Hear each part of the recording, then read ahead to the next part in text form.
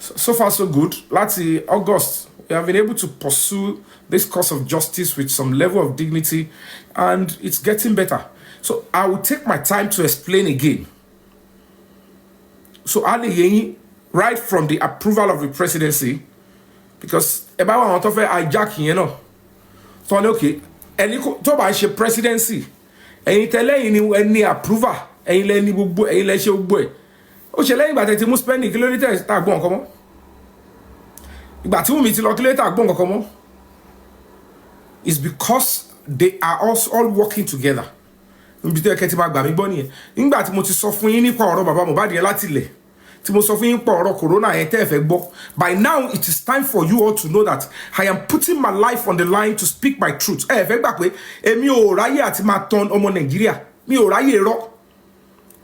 Òótọ́ tèmi bá ti bá mú mi ó kò máa dùn mí kò ní gbà pé tí bá ṣe wá dàgbà tí mo kú tán lẹ́sẹ̀ máa mọ́. This is who I am. Àfihàn tí bá fẹ́ dá sí tí bá ti farabalẹ̀ rí òótọ́ tèmi mi sorry gan. Ẹ bá kó góòlù lẹ́ẹ̀kẹ́ kó gbọ́ ẹlẹ́ kò lè entice mi. I will stand on my own truth because ìyẹn ló máa ń fún mi lórí ọ̀fẹ́ àti máa sùn. Òun ló ń jẹ́ kí lè máa yọ̀dí. Òun ló ń jẹ́ kí lè máa because tí bá ti mú irọ́ mọ́ ohun tèmi ń ṣe mi ì lè lálàáfíà mọ́. I can't be able to move around. I can mix up anywhere. I can't go anywhere. Mo follow babura àwọn èèyàn sínú àwọn tèmi máa sá fún. I am, if you see me bob, tí ma bob, àbí tí ma yẹra, àbí tí mo, I'm doing because ìjà tí mo ń jà. Mi lè máa underrate ẹni tí mi ò rí tó fẹ́ ṣèkà fún mi. I must bob. Ma yẹra, mọ kí ló ṣẹlẹ̀ padà. Tí bá ní fear, ẹ̀bẹ̀ mi mo sọ pé mo fear, mo yẹra pé mo suspect mo fẹ́ ṣe nǹkan. Mo tún padà sójú ogun. Ẹ̀yin kọ́ lẹ push mi now. Look at everything that I've said from beginning.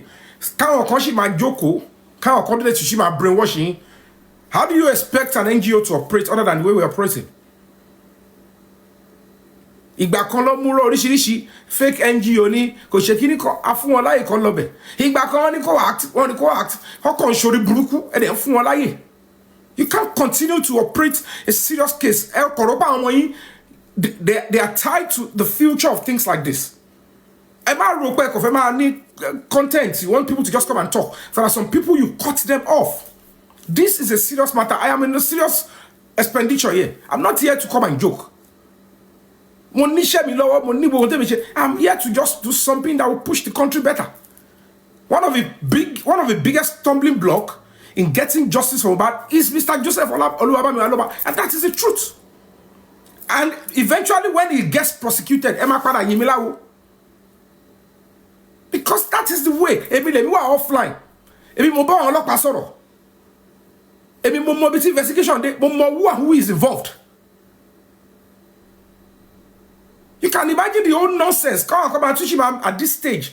Come on, because the president, is because they believe if they say it, one now will be that they can keep brainwashing with that nonsense. Chemba tí mo lọ ṣe wàhálà presidency mi ẹ dáwó ni mo bèrè owó lọ́wọ́ anybody.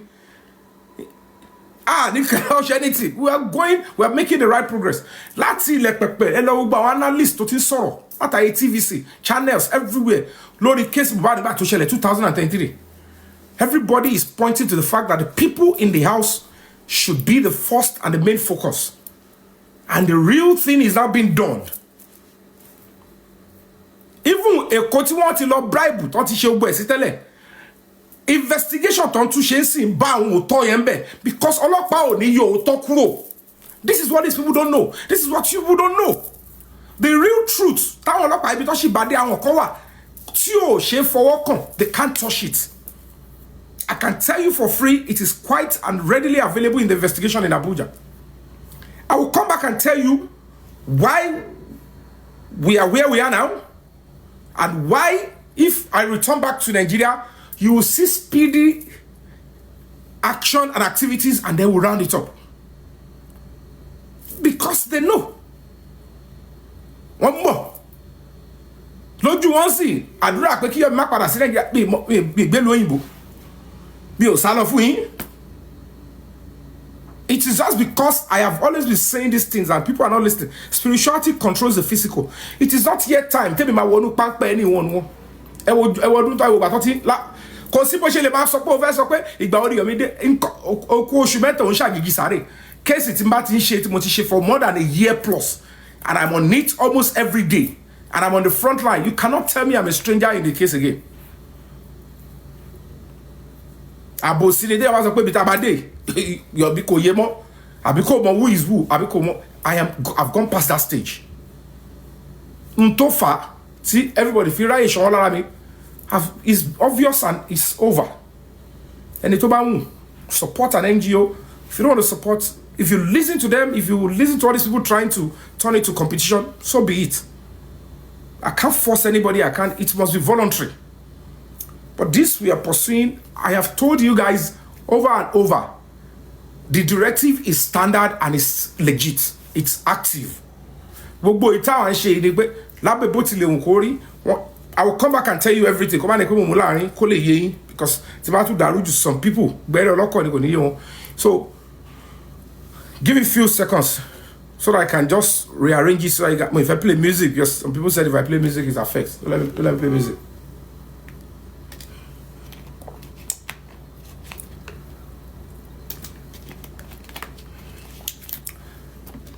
Without going into self-adulation,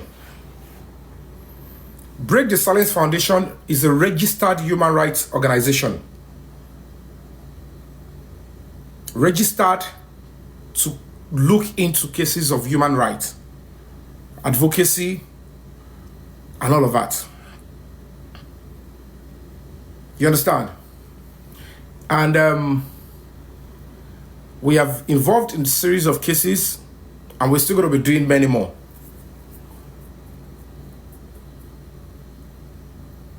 April 2025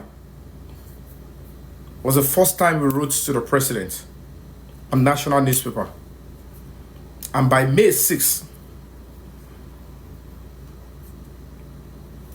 we sent another letter through diplomatic route to the president, and it got a lead, it got a response in that same May, and a directive got to the police, and police used their money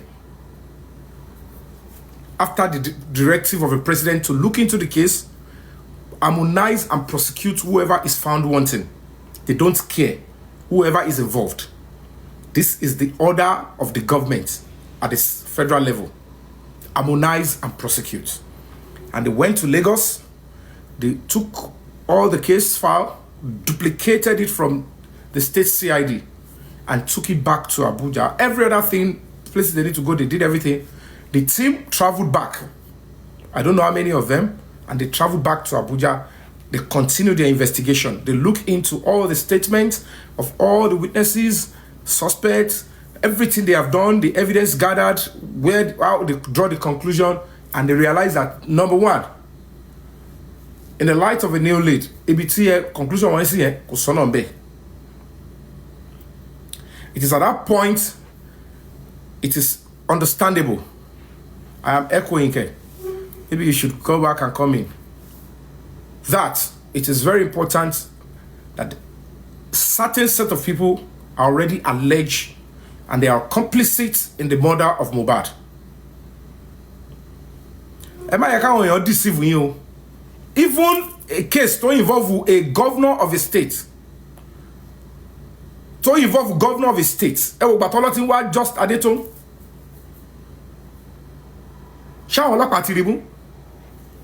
Because when you allow people to deceive you and make you look like when criminals are aware, ìjọ tí wọ́n ti kọ́kọ́ lọ gbé case file ẹlẹ́kọ̀ọ́, ọwọ́ àwọn ọlọ́pàá tó jẹ́ pé ó possible kan ti bá wọn jọ ṣe bàdàrú. Welcome on board, Monjololuwa. Tó bá wọn ṣe bàdàrú ni wọ́n máa ti sọ fún wọn pé wàhálà ti ṣẹlẹ̀ o. Yomi Fabiyi ti gbé case lọ sí Abuja o. Wọ́n ti wá kó gbogbo case yẹn, president ti pàṣẹ o. Làwọn ti scatter abroad. Wọ́n ti fọ́ káàkiri pé yeah, they are coming. Because lára àwọn ọlọ́pàá yẹn kò síbí kan nu àbí méjì ò ní sọ fún wọn pé bye bye ti fẹ́ ṣẹlẹ̀. A ti pè wọ́n ní office commissioner of police ní directive Made. But gbọ́dọ̀ sọ pé no, because In tó fi wá gbé yẹn heavy. So to arrest one person, it's not a child's play.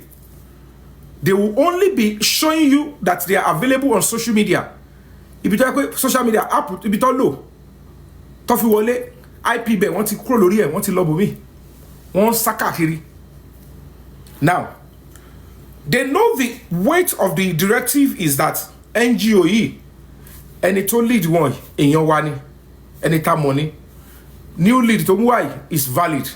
Àwọn nǹkan tó wà bẹ́ẹ̀ valid, go and do the job. Contact the NGO and get the job done. It's just to contact the NGO to assist you with the right information. Our call them arrest you. Our call them investigation. Our own is just to attend the office, give them our own information, supply them with any other thing, and then they go after the suspect. That is the standard procedure. So when they were going to Lagos, they don't need money from the NGO. When they go to buy tickets, feed the officers, even the time they go to spend when they go back to Abuja, they spent government money to that extent. But ìgbà tó ti dé stage, but nísìn àwọn tọ́rọ̀ wá tún wá kàn gan káwa tó débẹ̀, all these paid agents àtàwọn ẹbí Mohbad, they've gone there ahead of us. All they were trying to do is that ẹ má jẹ́ kí Yomi Etigbo is out of the country. Gbogbo àdúrà wọn ni pé kí n gan pa síbẹ̀ yẹn kí n má wá Nàìjíríà. But èmi ò dúró. I keep waiting for that particular stuff. In come down like pay. I know it will yield. And I know what they would use in reacting. So I was waiting until miraculously one of them was able to Tamilolobo, and I took good. And I contacted them in the source, if you don't know case file, which is the state CID. I put up the shot of myself and that OC. In fact, Mufi number the OC homicide, Lagos State Police Command. Mufi number is I have done too many things to even prove to you people that I am not in the level of those that will deceive the public. But yet, you keep allowing some disgruntled elements to even ridicule me. I'm only grateful to the few ones of you that are knowledgeable and upright in your thinking and dealings. If you tear yourself into pieces for them, they will never be satisfied.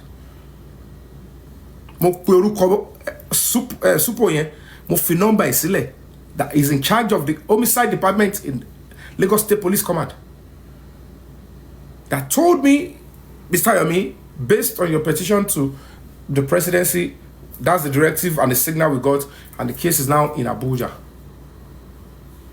Now, fast forward, whether that is true or not, they've deceived you. Kò sí case kankan l'Abuja. Àwọn tó sọ fún yín pé Èkó ni case tí ń lọ sí kò sí l'Abuja. Padà lọ bèrè lọ́wọ́ pé ṣe bẹ́ẹ̀ ni case ò sí l'Abuja. Wọ́n máa arrest Damola ó lò more than a week l'Abuja. Wọ́n máa arrest Penny ó lò more than a week. Wùmí máa lò few days l'Abuja. They were going after the rest of the suspects. And any case ò sí l'Abuja Èkó ló wà. Abuja náà lọ sí arrest yìí. Abuja ni wọ́n ti lọ gba warrant of arrest. Abuja ló ti wá travel down to come and pick them. And then at the end of the day, it's because people don't have shame. Even our tongue put our hijackers, tongue buttons are going to case l'Abuja. Tower then drew up case it to l'Abuja. And the person we are saying is obstructing justice. Tony case of l'Abuja, people could not come together and say, Talo Yakoba ko case to l'Abuja better than even these people. Talo Yakoba drew the case to l'Abuja, not because this person is not aware. But to divert you guys and to disbelieve us on a Kolua. Despite the fact he has been invited, he knew that the case is already domiciled for reinvestigation at the force headquarters in Abuja. I did not only went to Abuja. After I said the case is at that place, I did a video in front of the same place. But we are bossing Abuja. with my son, Omodumeta, in public glare, at a very risky expenditure. I started an open protest, putting my life on the line. Itanimuwa. Mori, for 3 days. Inojo, Ninoru, Nitabanga. On the same justice we both claim we are fighting for. The justice you believe it is dead. When people sacrifice this enormous for a cause, you should know that that kind of a struggle is alive. And it's going to come true. And to buy you, activism, fighting for people, selfless sacrifice. Everything is not about money. Mo fi Ọlọ́run bá búra mi fẹ́ mo yẹ en tó lọ aso ko won ní lè ṣe láíláí. Ṣé ni tó bá ń bẹ̀rù kọ́lọ́pàá arrest o ko fe social en tó ti bọ́ síta gbangba. Ẹni tó bá ń bẹ̀rù má lọ bọ́ síta títì. At least from day one I said I will be there for 3 days. Ẹni tó bá ń bẹ̀rù ko má pa wọ́n kò ṣá ní bọ́ síta gbangba kó lè rẹ̀ sílẹ̀. But they keep deceiving you that this person is ẹ̀yin wo. Koko makes sense when you are doing this and you're going to be acting like I want to die. Mental problem. That's why you have to act like Omo, to marry danger, Hasafun, or to bear risk. But they know certainly that is a message. I have passed one of the biggest messages that with this justice that we're seeking is very important. And no government, no sane person, no matter who message here, these people are not serious with what they are doing. Because they are not interested. So if I can go that length for a cause, why am I shying your con? I'm doing it for this innocent boy. Everybody, everybody for Mohbad to get justice. He is meant to be the first prosecution witness. Why don't you want him to tell the world I want to shekupa? Is that parenting?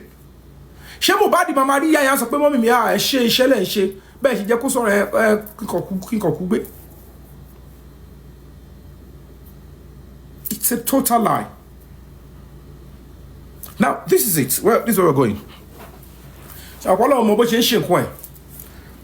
if a governor, while they were looking for just a date, once he arrest the doctor, if to my want tele and one governor go interest in me. Governor told you to that date to the doctor. Show on the and see a governor state, a state commissioner or any remove. The question is, show on God dúró ni. Àwọn tó ń fetí sílẹ̀. Wọ́n sọ níbo ló wà. Gbogbo n tó lè fi mú. Tó bá log in sórí social media, ó lè gba phone èèyàn kó fi log in. Or kó lọ sórí website, kó lo laptop. Kí laptop tí ó ní lọ báyìí, kó wọ́n ní lọ báyìí. So if they are tracking the wrong thing. Ẹ wò láti January, even láti December gan ni. Lọ́lọ́ tí ń wá. Ṣé wọ́n ti remove this? tó bá jẹ́ pé wọ́n ní interest àti mo ṣá máa lọ mú doctor. The doctor is already in court. Or charge the doctor in court. Perhaps he's in prison or bail. But to people like this,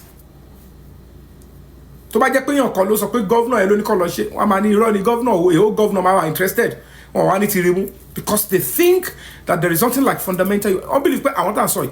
Now this is now the intricacy of Mohbad's case and this suspect. Ẹ jẹ́ kó máa yé yín sí mo ìfẹ́ ṣàlàyé.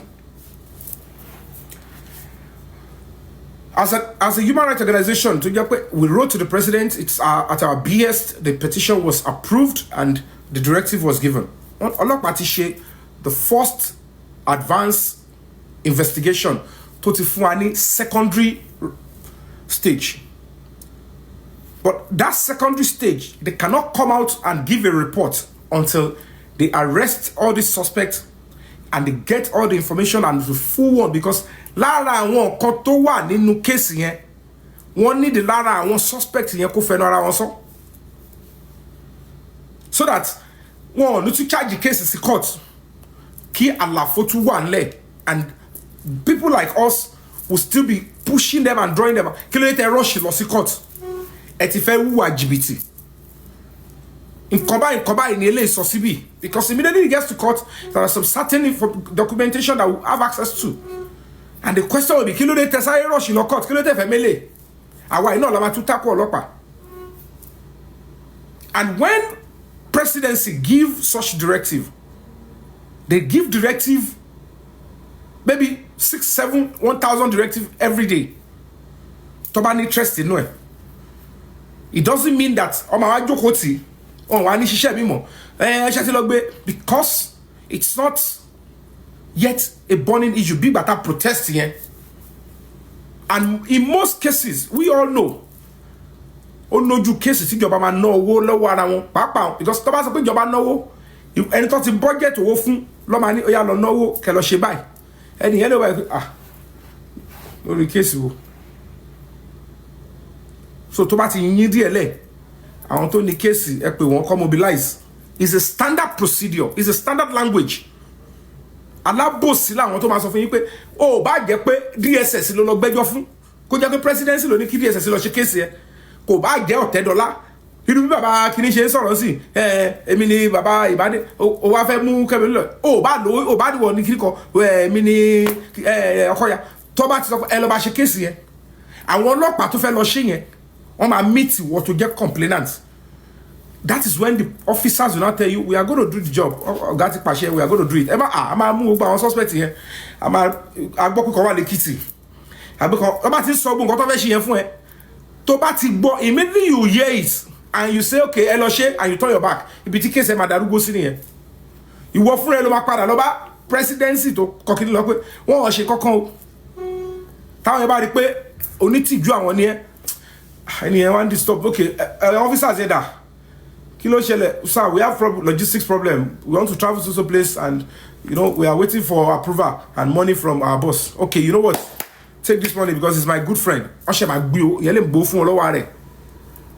But most times ìwọ tó bá jọ ọmọ ọgbọ́n tó dẹ̀ jẹ́ pé wàá nu ayé o lẹ́nu ń bẹ̀ ó rí dúró kọ́ṣẹ̀ tó parẹ́ kó dé bẹ̀, you support and fund the stuff gbàtọ́ ti ní authority tó ń ṣiṣẹ́ lé lórí. That is number one. Number two, all these suspects kò ń ṣojú kan ló ń gbé, and the people that will be effecting the arrest are from Abuja. Even if you mobilize them, okay, ẹgbà iye báyìí owó ticket, hotel accommodation, 1 or 2 weeks expedition, ẹ wá wọn káàkiri, it doesn't guarantee that they will find all of them that 2 weeks. But tó bá ti lọ 2 weeks tó bá dé padà owó ti jó nìyẹn, ó ti jó tán.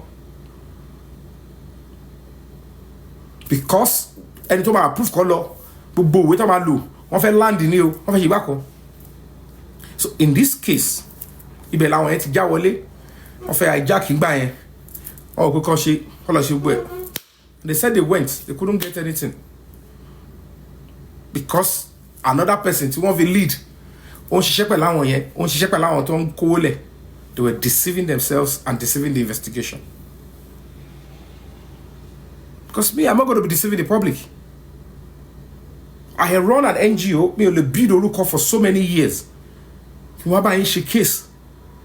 Tí o ṣe pé bóyá ẹ promise mi ní 200 million, ẹ promise ní 500 million, 1 billion. You have to put a value to my life.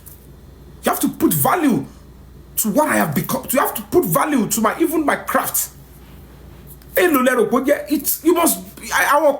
We just want to do a selfless service. We want to sacrifice because orúkọ ṣàgbọ́yè.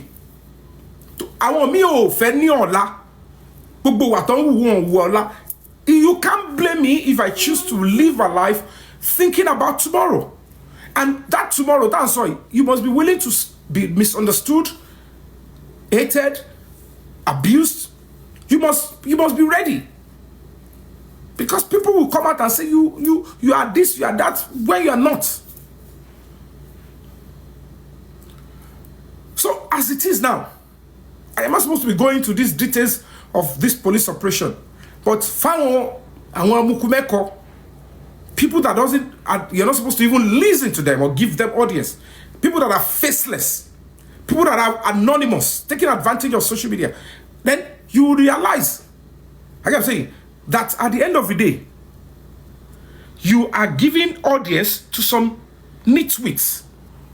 And they keep taking advantage of social media to arrest each of the suspects. Because I am the complainant representing Break the Silence Foundation. The police in Abuja will say, Mr. Yomi, two things. We will be looking for them.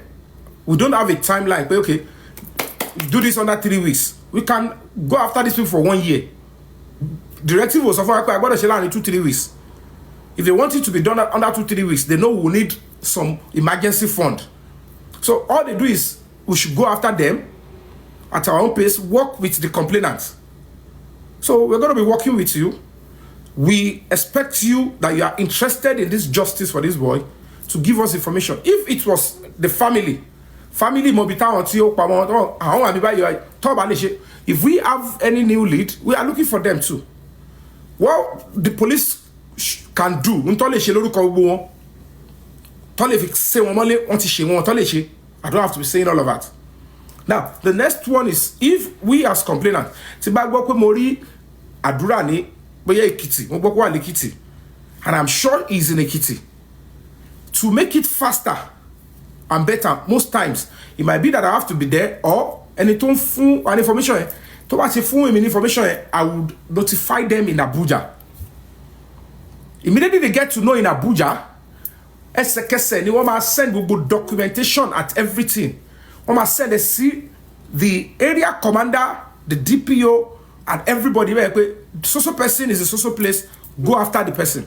But they will be asking you, are you sure that person is there?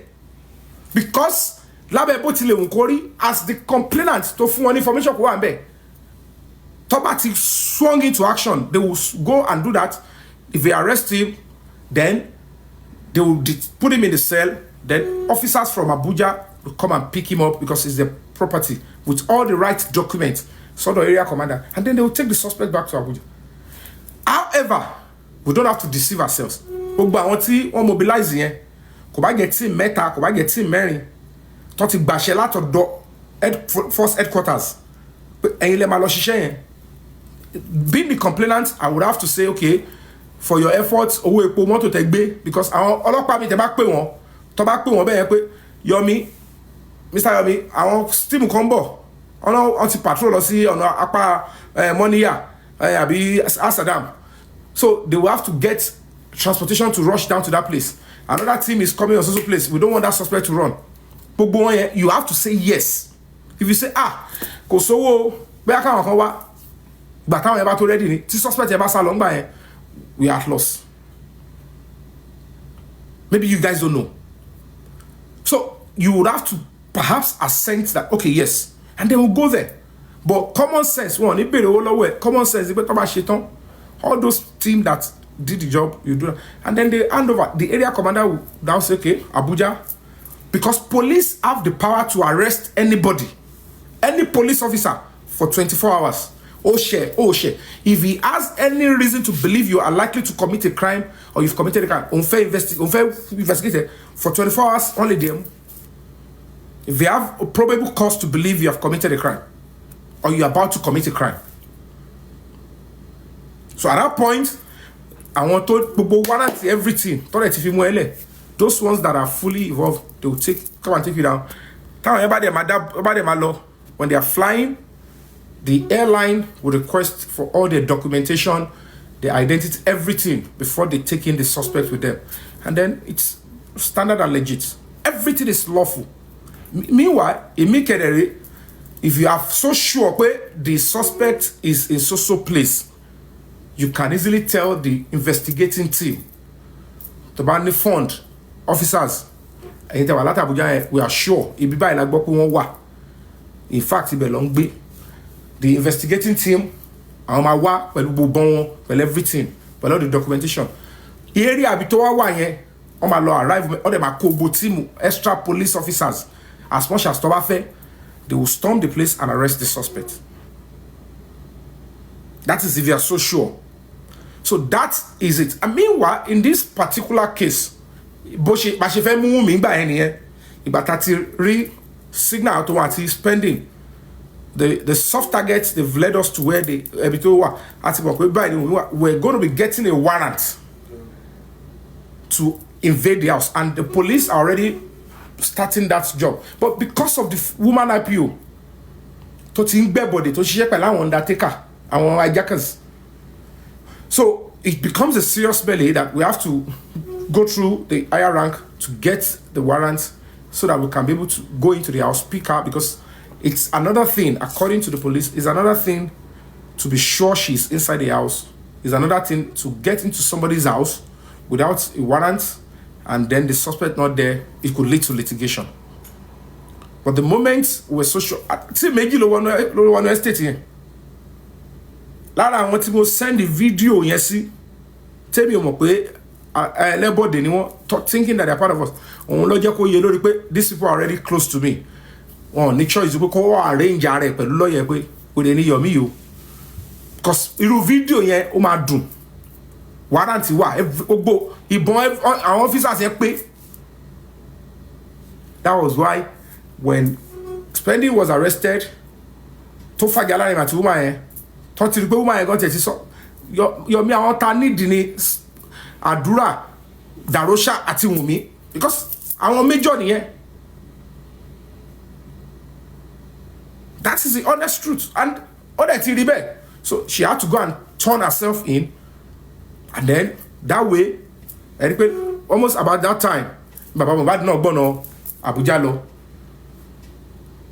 And then while they were trying to plan that, they should arrest me in Lagos while she's turning herself in. Naturally, because they don't mean more, I had intention to go and do these things I am doing in, because mo ti rí pé wàhálà tó ti ṣẹlẹ̀ láàrin àwa àti IPO yẹn kò sí bó ṣe fẹ́ rí, ó máa affect CP yẹn, because lára àwọn officers ẹ̀ ni gbogbo àwọn owó tá ti sọ síbẹ̀ tá fi fi sùn kàn, tá ti send lọ sí National Security Advisor, to the Office of the President, to National Police Service Commission. They would investigate, and they're already dragging them. Even the DIG is already disturbing them. We need report, and this woman, you need to bring her. You must tell us first. Kini road to play, but we investigate. And the CP is okay. How long she will cover? How long she will throw woman under the bus? But only Kolunda Bowo. So there is a friction between us as the complainant and the investigative team. These are the professionals. But I want Gato Wambe. There is DIG, there is IG. There is National Security Advisor. There is top people in the presidency. One more point, there is giving mobile justice is important for the government of Asiwaju. Temporarily as at that time, àwọn people yẹn ò lè béèrè owó lọ́wọ́ mi mọ́. Wọ́n ti bà níwáyé, òun ni wọ́n ṣe rò pé àárín wa ti bàjẹ́ ńgbà yẹn, ni wọ́n ṣe ní kí àdúrà yọjú padà pé kò sí nǹkan mọ́. Torí as at that time, àwọn yẹn ti ń bínú, wọ́n ti wò pé Yomi ìyá wèrè o, ó fẹ́ kó bá wa. The IPO will be looking at it. Iṣẹ́ tí mo ti ṣe, mo ti di chief police officer. Now look at this strong petition tó máa bá kárí àwọn jẹ́. Gbogbo ọ̀nà lọ́ọ́ fi ń ṣiṣẹ́ pẹ̀lú wọn pé kọ́ṣà gbé alágbọ̀n yẹn, tó bá gbé alágbọ̀n yẹn, kọ́ṣà gbogbo máa tọ́ṣù ẹ̀, kọ́ṣà bá àwọn ṣe nǹkan tó máa ṣe, kọ́kọ́ yọ kéèsì yẹn, kọ́ṣà ṣe gbogbo ẹ̀, á favour àwọn tó pa Mohbad náà. They thought they already succeeded. But I don't need to go far into how I was, spoken to Moko. Let me withdraw the case. Only because this case must go. Mr. Yomi, help us. Me, this so help us too. Because if we say we won't deal with these people now because we fight you, soon they go no say why we delay Mohbad justice. And you won't deal with us. And to work for you, it go hard. If this petition still there, this madam now, she not dey comfortable again. We don't do mistake, we don't do and be that. I beg. And I adjusted. Ọmọ ọgbọ́n ni mí, ilé ọgbọ́n ló ti kọ́ mi. And I withdrew the case. Okay, we're not doing case against the woman, but it's not without prejudice. Oh, see now when you're social media, I'm dealing with something serious. If you look at that letter, if you want me to publish it, I'll put it there. Said without prejudice, and then we withdrew. And I sent it to the office of the DIG and the IG. We are withdrawing the case against her. I won't testify against her again. I was willing to go and testify against her and all of her. LGBT now, and the national security are looking for them and say, who are these people? Don't support directive presidency. We allow people that are sick, that are depressed, and now at the end of the day, they're trying to make a mess of the whole effort. So as we speak, to mend. But most importantly, they have to change those investigating officers so that Mohbad can easily get his justice. So pending that time,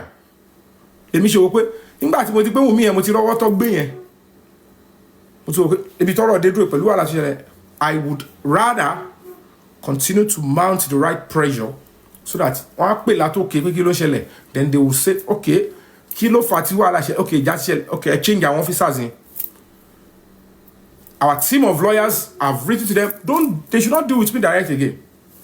Be discussing with these senior lawyers. One of our lawyers next year will become a senior advocate of Nigeria. And that is what has been going on. They have been going there. We have made attempts to arrest Adura. Twice. They will soon go back with it. Previously, I don't know, because we are waiting for the next update. They are going to be arresting all of them together. Oh, King White here. Case King White, they would come and tell you lies.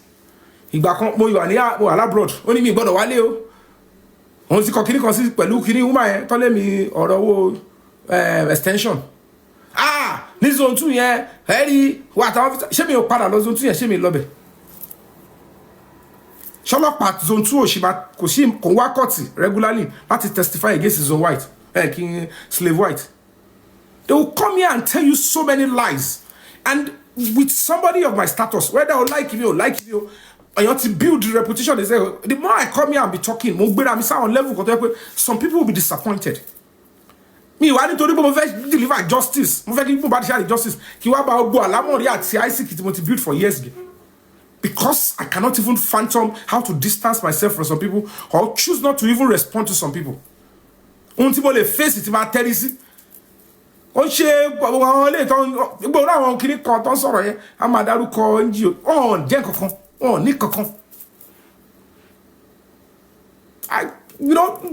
supporting an NGO is not to subject the NGO to ridicule. But she expect about the reason you support an NGO, you are doing it voluntarily. Whether you're a group of people, whether you are an association, whether you are just do, then would deliver on the mandate. Because on a very good day, whether you are an activist or not, to have a family local, some group of people. Want to off your advanced level, okay, Mr. Yomi, we have been able to raise 150 million for your NGO. We'll put it there. When you need more, please let us know. Just help us to fight for this case. Because si unto job at anybody. Because si unto NGO kokoveshi, those feshi koja level to motishi. Mbole di king bejo lo ti mi. Ibi te lero gan yan ti bejo lo be. Even when everybody turned their back against me, I continued to forge ahead. You know what you want to see? Mohbad's case is going to be coming through. Mohbad is going to get justice. On my charge, the case is a court. It's just for me to risk my life again, ensure that I get the right stuff, put the right pressure. Particular, you see what you are IPO made in your crew. So we are waiting for the new IPO to work with. If possible, they might transfer the CP to a different state, give a new CP. But as we speak now, maybe at CP ni wala. Because even as at the time we wanted to arrest Adura, the only problem is anything Odro si court but arrest Adura, yes, only want to down more. I want to pass information to the CP. I was like, we need to know whether the boy is there or not. So that we can get people to come and pick him up. In fact, Odru, that other IPO talk about woman. What is why all this now? You should have called me. I said the guy left the place. Me too, time difference. Then I cannot call direct his WhatsApp. WhatsApp is not going. And I was waiting for the police officers to tell me, I will not decide to know what let's go. They aborted the mission. If I was there, it would have been a different ball game. What will you like? We just said we will rearrest him because so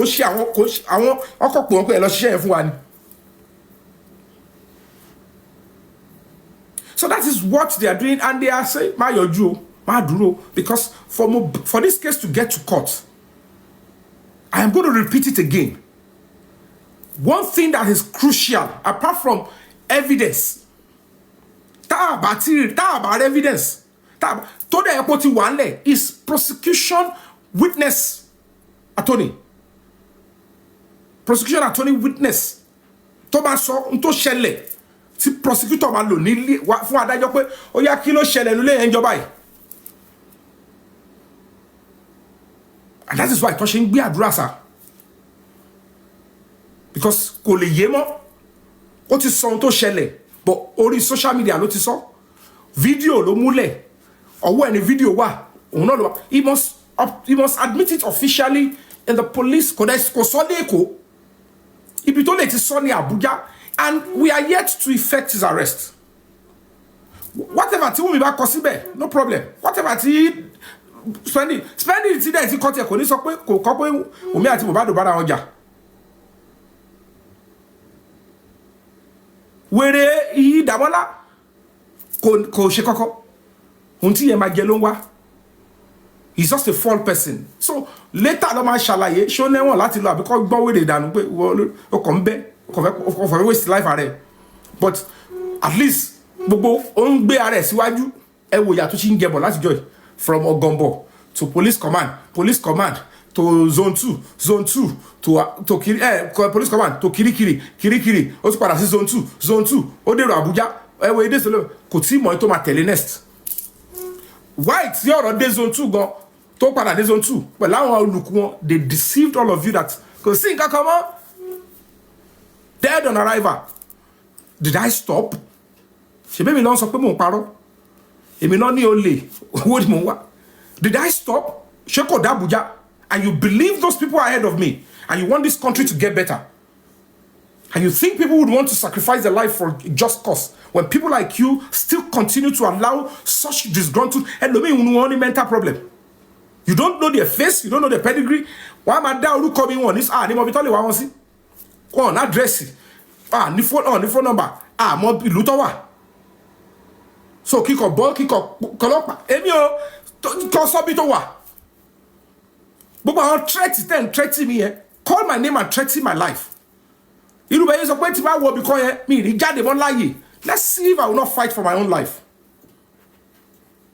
Me if more luto, me if more citizenship to need carry me if more luto wa, me if more fi position. Koko shelebe. Maybe I will seek redress or not. Maybe I am a justice fighter or not. Maybe mo wa solori abi me solori. Who will know by then?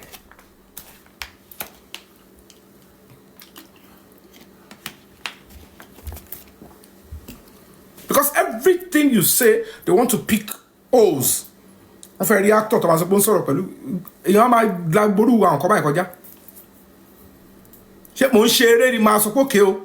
I've looked into the matter as a genuine, honest human rights organization, and I felt the need that Baba Mohbad should be a suspect in this case. Because he's not doing the right thing, he's not supporting justice, he's just obstructing. That's why Tomashi Costa, she's actually to my gapa. Am I down? Yomi alone? We are not on the same level. This is a serious public matter. Mohbad must get justice because we will protest heavily. tó bá máa di time election ẹ lè máa bóyá mo parọ́. You see what we eventually Kọ́ni is just going to be wrong. Mo máa dalẹ̀ aṣíwájú, máa dalẹ̀ Nigeria if I don't play my part and speak at the top of my voice and not let it happen, because kò sí bó ṣe fẹ́ rí. Ntẹ́fẹ́ ṣe yẹn lè jọ work. That justice and the prosecution that the case needs to get. Kò sófin tó sọ pé kó tó lè sentence yàn pé òun ló pa èèyàn báyìí wọ́n gbọ́dọ̀ rí fídíò bí tó ti ń pa. Tàbá rẹ́ni tó bá sọ pé mo wà ń bẹ̀, it's enough for the judge. Ẹni yóò bá parọ́ is to look and say can the judge believe the person?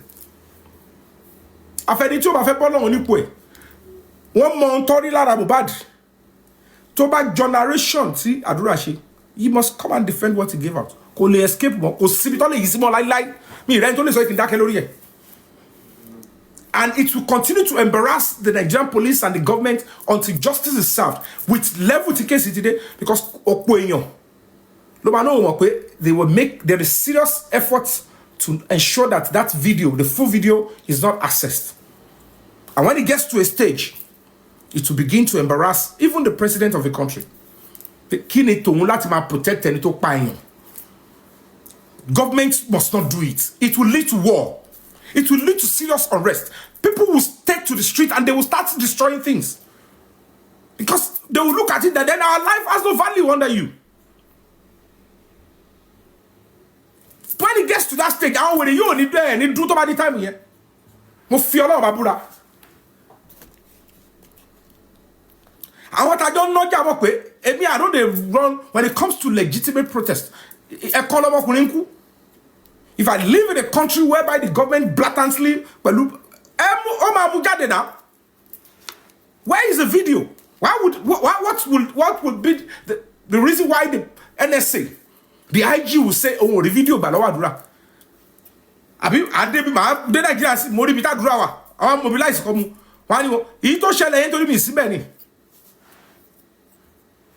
Ṣé ju yín kọ́ bọ́ pẹ̀lú boy slave white yẹn gbogbo ẹnu tó ní ìṣojú yín kọ́ bọ́ yín ṣe fídíò ní kóòtù.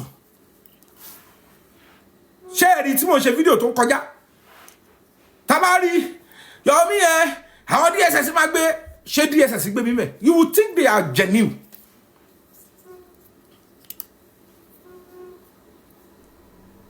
Wọ́n ní digan lébè kan, ó ní ó máa stop what is all this nonsense?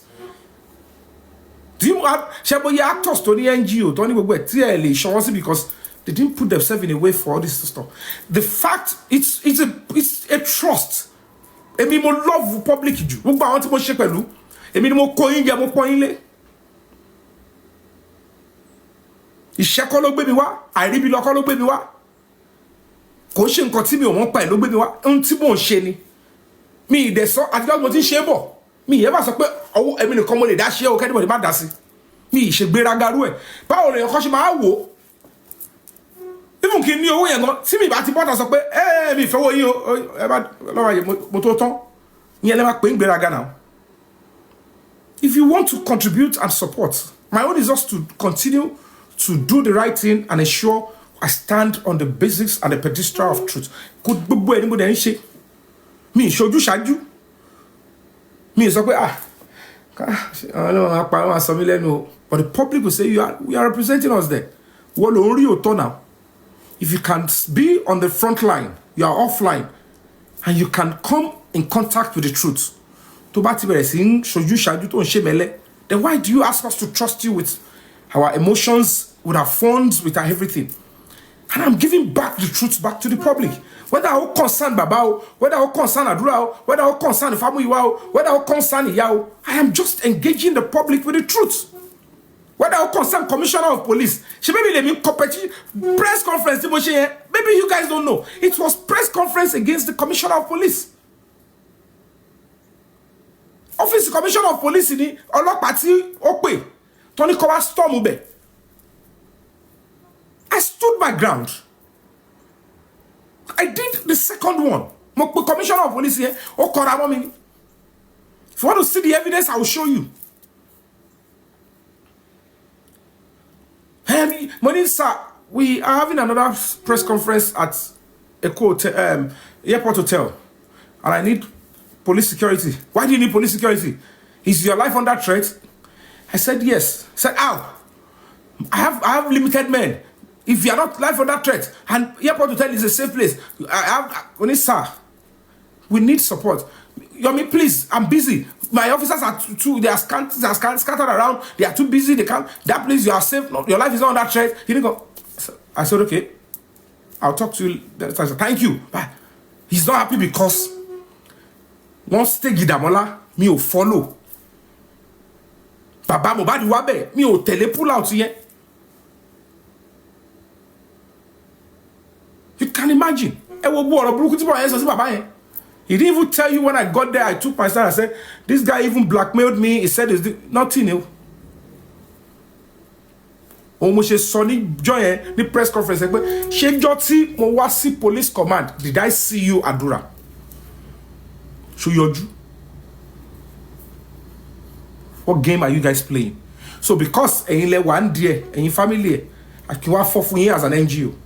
I'm not fighting justice for you. You're fighting justice for Mohbad. And majority of you do not even know what the law says. In criminal matters, the rights of 3 important actors in any case must be protected and preserved by the prosecutor and the government. Right and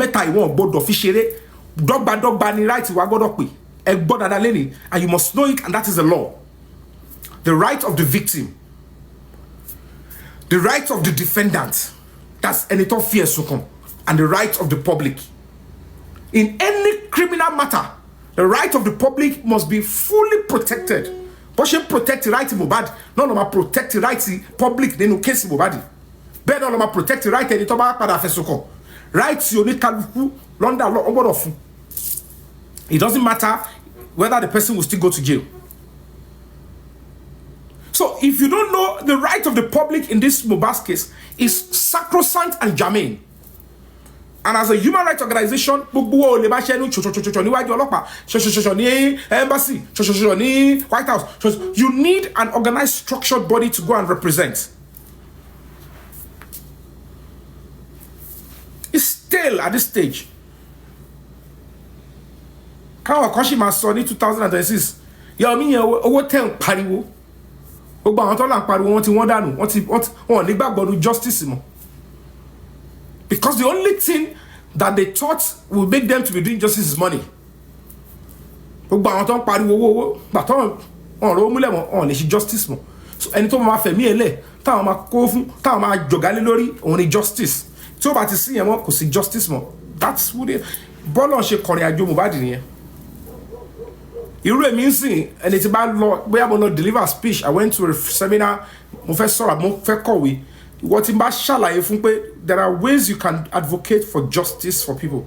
Don't go this route. Tí o bá ti gbọ́ ohun tèmi là kọjá ló máa padà gbé yẹn. Nǹkan pé l'experience nìyẹn. So the only reason why there is a delay is not because they have the power to divert the directive of the presidency. It's active. See me going to White House, going to this one, is to eat the polity in government. Eating the polity. We've given the directive now. Why is Yomi doing this again?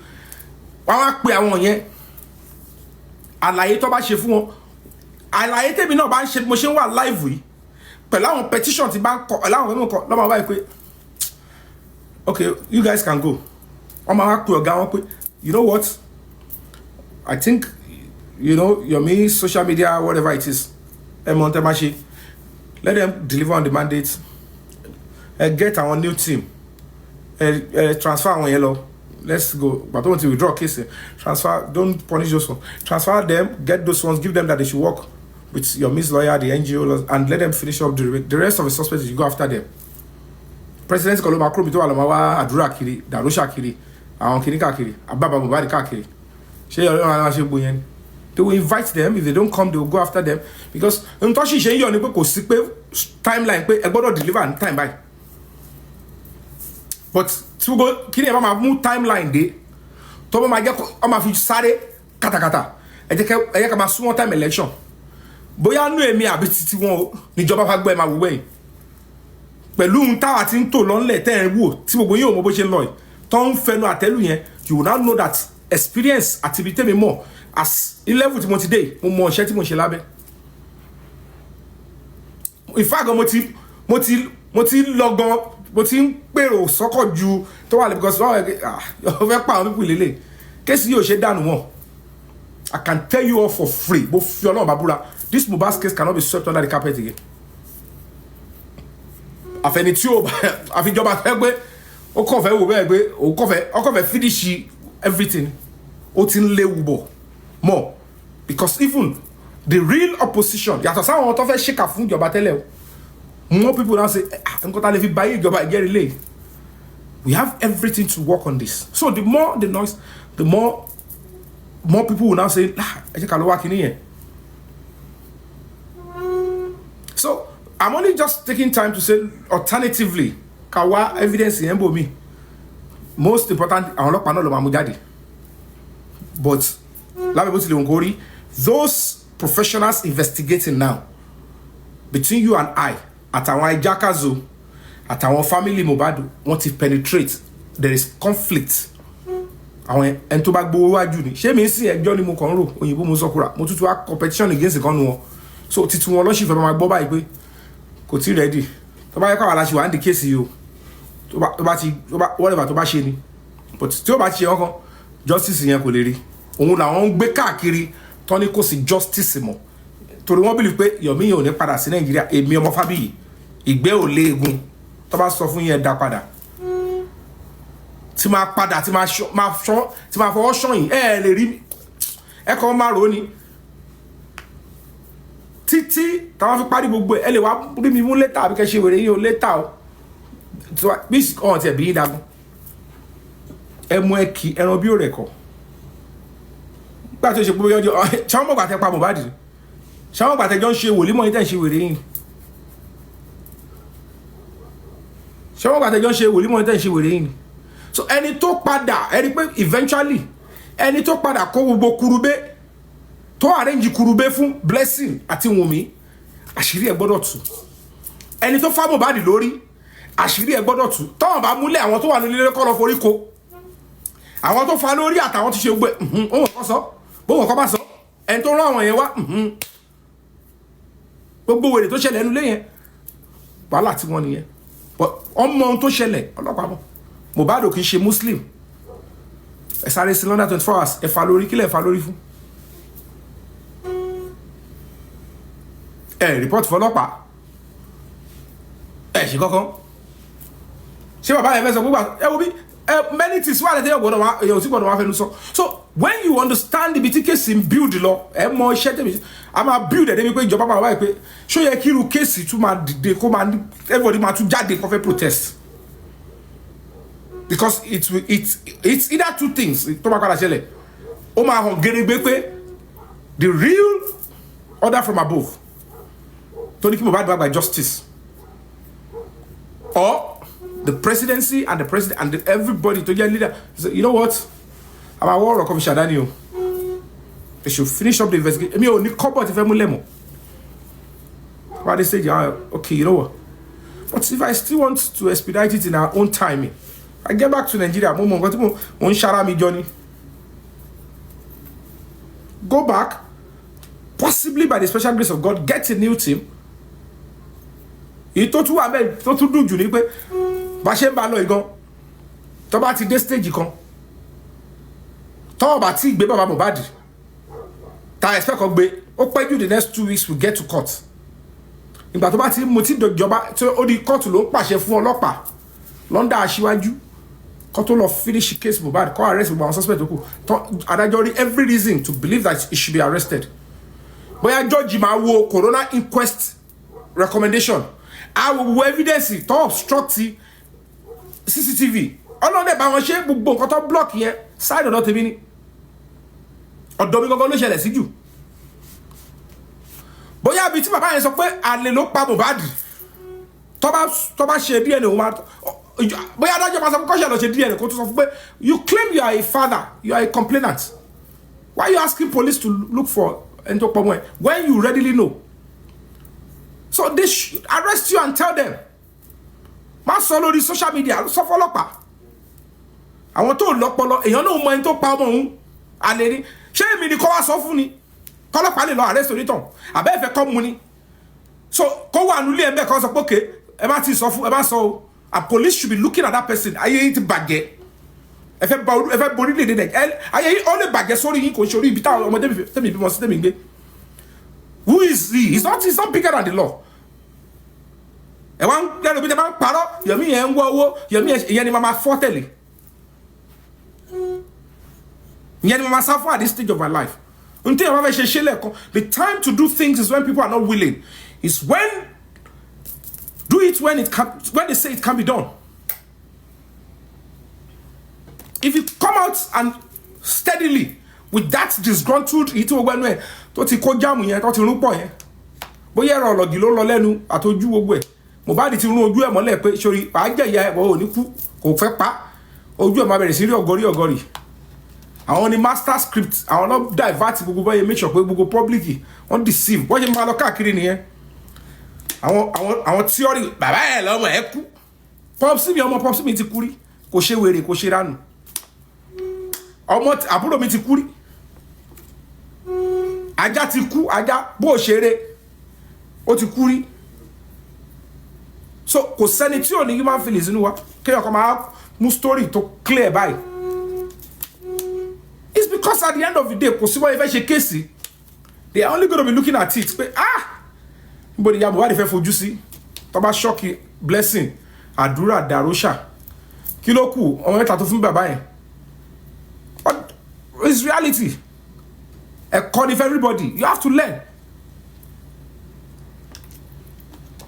So ìtẹ̀ fi ń jí ládàá tẹ́ ń ṣe pé fẹ́mi yẹn tẹ́ ń ṣe gbogbo yẹn gbogbo èpè tẹ́ ń jí every morning tẹ́ ń ṣe gbogbo ẹ̀ ni mò ń gbọ́. Ṣùgbọ́n ẹ̀kọ́ rọra máa wọn bá ìtẹ̀ báwọn kan fẹ́ gbà náà àwọn èpè yẹn tó bá máa òun ni kẹ́ máa ṣẹ́ o. Bẹ́ẹ̀ ń jí láàárọ̀ yẹn ṣẹ́ pé fẹ́mi yẹn mo fi ń jẹ tọ́kì bí mo ń jẹ gbogbo ẹ̀ ń bí ni o gbogbo ẹ̀ ni mò ń gbọ́. But ìwọ̀nba tẹ́ bá ti mọ̀ kó máa wúlò fún yàtọ̀ àwọn tẹ́ ń bí. Òun ni kẹ́ make sure pé ẹra máa ṣe bí ẹni kẹ́yìn kan máa ṣe pé o wòye tó bá ti mọ̀ pé tó bá máa padà sórí ẹ̀ tó máa lè fara gbà ní kò ṣẹ́ kò lágídí lọ gbogbo ẹ̀yin tẹ́ ń tọrọ yín káàkiri àwọn kan ló wà ń bẹ́ẹ̀ kíní kan lè rí justice bóyá ẹ torí pé ẹ ń rò pé nítorí kò sẹ́ni tó lè dúró ti kéèsì yẹn mọ́ ó máa rẹ̀ yàn kó lè rẹ̀ mí o bó jẹ́ kí n mọ yẹn ń jù lọ yìí ká máa bá ipò kí n bọ́ọ̀bù kí n yá dànù kí n tún padà wá táwa fi débi tá à ń lọ báyẹn máa ṣe nìyẹn ìjọba gan online kúrò àwọn mọ̀ pé ọmọ ọgbọ́n wọ́n mọ̀ pé bébí tún ṣe wà yìí kàkà kí ọba ní máa jí mo lẹ́tí fẹ́ fún kọ́nà ọba kó má kúrò lẹ́yìn wa kó má kọ̀ dé àìmọ̀ṣe sí wa pé Mohbad ti rí justice ti pẹ́ wàá kàn ń ṣe ògbé táwọn ti pẹ́ àwa tanimọ́ta ni ká kọ̀ push ẹ̀ kí n dúró ti because to pick each suspect is a big thing. Tó bá jẹ́ pé ká máa go through bó ṣe mú Dàmọ́lá ni ẹ wò ṣe iṣẹ́ kékeré ni káwọn tàtí mòpó kọ́ lọ mú èèyàn kan péré kò ṣe ibìkan lọ́wọ́ tó bá mú èèyàn kan yẹn wọ́n á fi síbì kan àwọn tàtí mòpó again máa fly wá láti Àbújá àwọn àdàmánà ogbó yẹn wọ́n á giribọ̀dì wọ́n á rú lọ ẹ ṣáà ìwọ́n yẹn ṣe ti spending náà lẹ́kọ̀ọ̀kan lẹ́yọ̀kọ̀ọ̀kan bẹ́yẹn wọ́n ò dẹ̀ lè sọ pé torí wọ́n ti wá mú wọn lọ bẹ́yẹn wọn ò mọjọ́ tó máa mú the next suspect kọ́kọ́ tí èèyàn kan wọ́n lépa èmi gan ò ní support ẹ̀ it's violation of human rights so the best thing is to say what can we get out of this person under the ambit of the law tabati get here go on bail or bí ẹ̀dá tabati need ẹ̀ wọ́n tó dúró fún ẹ má tọwé rè o ẹ̀ ká sọ wípé kò tí free you are under murder investigation yà kó rí ẹ pé kí n kọ́ bá ṣe ẹ́ ó yá fún bail but gbogbo bail yẹn náà wọ́n gbọ́dọ̀ mẹ́rù lẹ̀ wọ́n gbọ́dọ̀ bẹ̀bẹ̀ káwọn ọlọ́bẹ̀rẹ̀ sí ń pè ṣùgbọ́n ọlọ́pàá ti ṣeṣẹ́ wọn ogun tó ń tọ́ra wọn tó ń tọ́ yìí pé kéèsì ti lọ ọlọ́pàá ti ṣe iṣẹ́ wọ́n ti ṣe tó máa ṣe wọ́n ti gbà lọ́wọ́ wọn but àbọ̀ṣì ni kò tí pé nobody go to court with pátákùpá ẹ lè gbé pátákùpá because as a human rights organization tó bá máa parí case file àwọn tó fẹ́ mọ̀ kéèsì yóò ti dúró pé ẹ lè gbélé lọ ẹ fẹ́ kọ́ escape àwọn tó máa pariwo so ìwọ tó bá ti mú sìn tó ti lo ọjọ́ díẹ̀ lọ dúró sí bíbẹ́ yẹn náà kó máa gàzọ̀ ó lè máa ṣe pátí ṣe gbádùn dóbò kọ́ dú ẹ máa ṣe fàájì lọ táwọn tó ní kéèsì bá ti dúró the next suspect Fawole. And why imagine? Come and share. Do you know how much it will cost? It did not share pariwo kiri niye. Yomi ẹ má dáwó fún kò kàn mí. Kò sí justice mọ́. Gbogbo àwọn tó believe pé ọ̀rọ̀ bá wọn sọ ẹ̀yin kọ́ lọ́lọ́run. If you know how God operates, you will know that at the end of the day, if tó bá ti wà náà kọ́lẹ̀ kí bó bá di justice, èmi ò ní kọ́ ṣẹlẹ̀ sọ́lọ́run lọ́run tó bá ti yá Ọlọ́run. Ìrọ̀rùn ló bá dé. Ìrọ̀rùn. And at the end of the day, we do it to each of the suspects. One of the main persons that need only a mom is Cynthia Adebanjo. The other two is Darosha and Adura. Àwọn tó kù yẹn kọ́kọ́ tọ́ka àti mọ level. Mi tún fẹ́ tẹnu bọ́ bẹ́ẹ̀ jù. So by the time that is done, baby kono Adura baby tí Wùmí gbé. Darosha ẹgbúrú ẹ̀ láti jọjọ́ yìí. Ó mọ nǹkan tó ṣẹlẹ̀, ó mọ level. So kéèyàn máa wáyọ̀ káàkiri. So ṣọlọ́pàá tó wà l'Abuja ló wọ́n even kọ́ pàṣẹ fọlọ́pàá Èkó kọ́kọ́ máa wá káàkiri. Àwọn ọlọ́pàá tó wà káàkiri yẹn ṣe igi ló máa fi máa rìn kiri. Àwọn máa gbọ́fẹ́ kiri wọ́n ní gbé mọ́tò. Wọ́n ní lo tracker. Ó rọrùn ní gọ́ọ̀nà òṣèré tó ń mú láti jọjọ́ yìí. Táwọn kan sọ fún yín pé presidency kan ò sí ńbẹ̀. Táyé presidency náà ẹbọ èèyàn tí presidency wá tọ̀ rí mú. Ó rọrùn ní presidency ò rí Sunday Igboho mú tó fi dé Kútọ́nù. Ẹbọ iye 30 bòpò tó kó lọ sílé Sunday Igboho. Ṣẹ̀dọ̀ káwọn wèrè tá à ń sọ iná àwọn náà ní máa ṣògùn. Ṣé wọ́n ní máa ṣògùn? So they will be telling you there is no justice. It's because they want to confuse you. Tó bá dọ̀lá sí, tó bá ẹni tó ṣé mi tí mo ti gbàdúrà dé zone 2. Àjọ dé command dé zone 2. Abuja ni wà ní tí mo rí dàmọ́ lámú débẹ̀. Wọ́n ní bàbá àsàlẹ̀ ẹni yẹn lágbára ni Dàbálá Ládùrú dé stolo. Ẹni yẹn lẹ́nu mbẹ̀ tàgbé King White. Day 1, day 2, gbà tó di 3rd day agbélọ court. Àti day 1 kọ́lé ẹ̀kọ́ ti paná ẹ̀bẹ̀ kan sọ pé ẹ rubbish Yomi yẹn. Golden Sea, thank you so much. They will keep ọkàn fẹnu yẹran sọ́bẹ̀. Olórí ẹni tó ń block gbogbo ẹ̀ làwọn family. And they think they can press on Adura not to be the prosecution counsel witness. Nítorí sọ pé kò lè sí justice ṣùgbọ́n ẹ jẹ́ ká Adura d'Abuja. Àwọn tàbújẹ́ ò dẹ̀ sọ pé kò ń ṣe person of interest. Àwọn tó ń mú go wọn bí àwọn dàkọ́ sọ pé kéèsì wo àwọn oníṣẹ́ dọ̀tí tó yẹ pé envy ìlara competition àwọn ló ń fẹnu bà gbogbo ìjẹ́ ẹ̀dẹ̀ ń listen sí wọn ẹ̀dẹ̀ lẹ́yìn genuinely ẹ̀ wá justice ṣé mi lẹ̀ wá justice ṣé mi ni mo kú ni ṣèbí justice fún Mohbad kí Nàìjíríà lè bẹ̀tà àlájọ ń wá tó bá jẹ́ pé NGO wa náà ló máa ṣe ẹgbẹ́ àríṣe whatever you have done your history will be there. But trying to talk down, destroy us, bewere candidate, funwere con audience, come and destroy. It's unpardonable. It's coming back like kinetic energy to haunt you.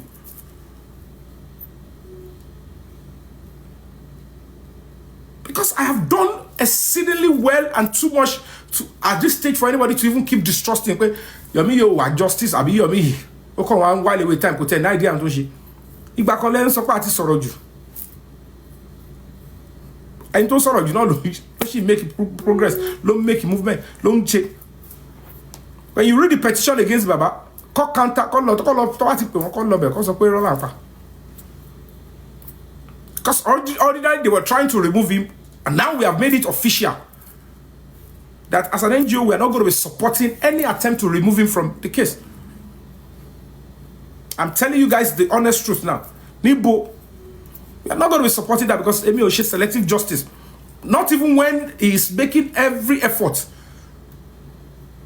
And you are with the justice and you are doing the opposite. The party will not fly.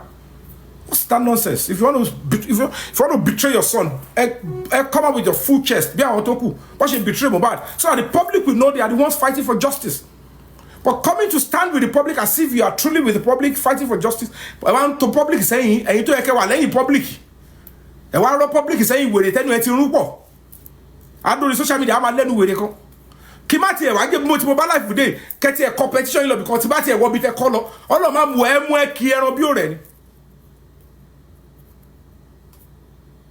kò make sense now tó bá ń ṣe pé ọ̀rọ̀ owó ti tẹ̀kọ̀ ló pé ẹ fi ráyè tọ́ bọ̀ mi lára and kò sí nǹkan tó bá níbẹ̀ because I thought it's a public body.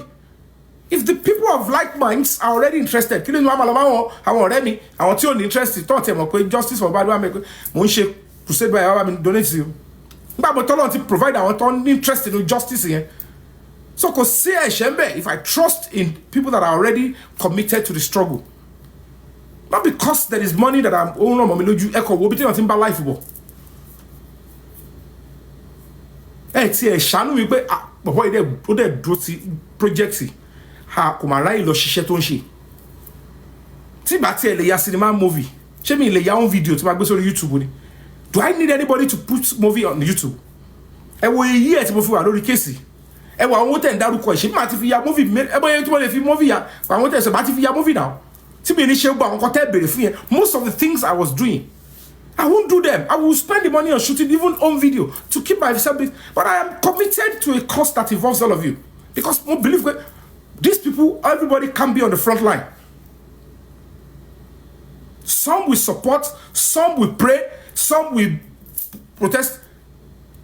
That is what it should be. It's simple to understand.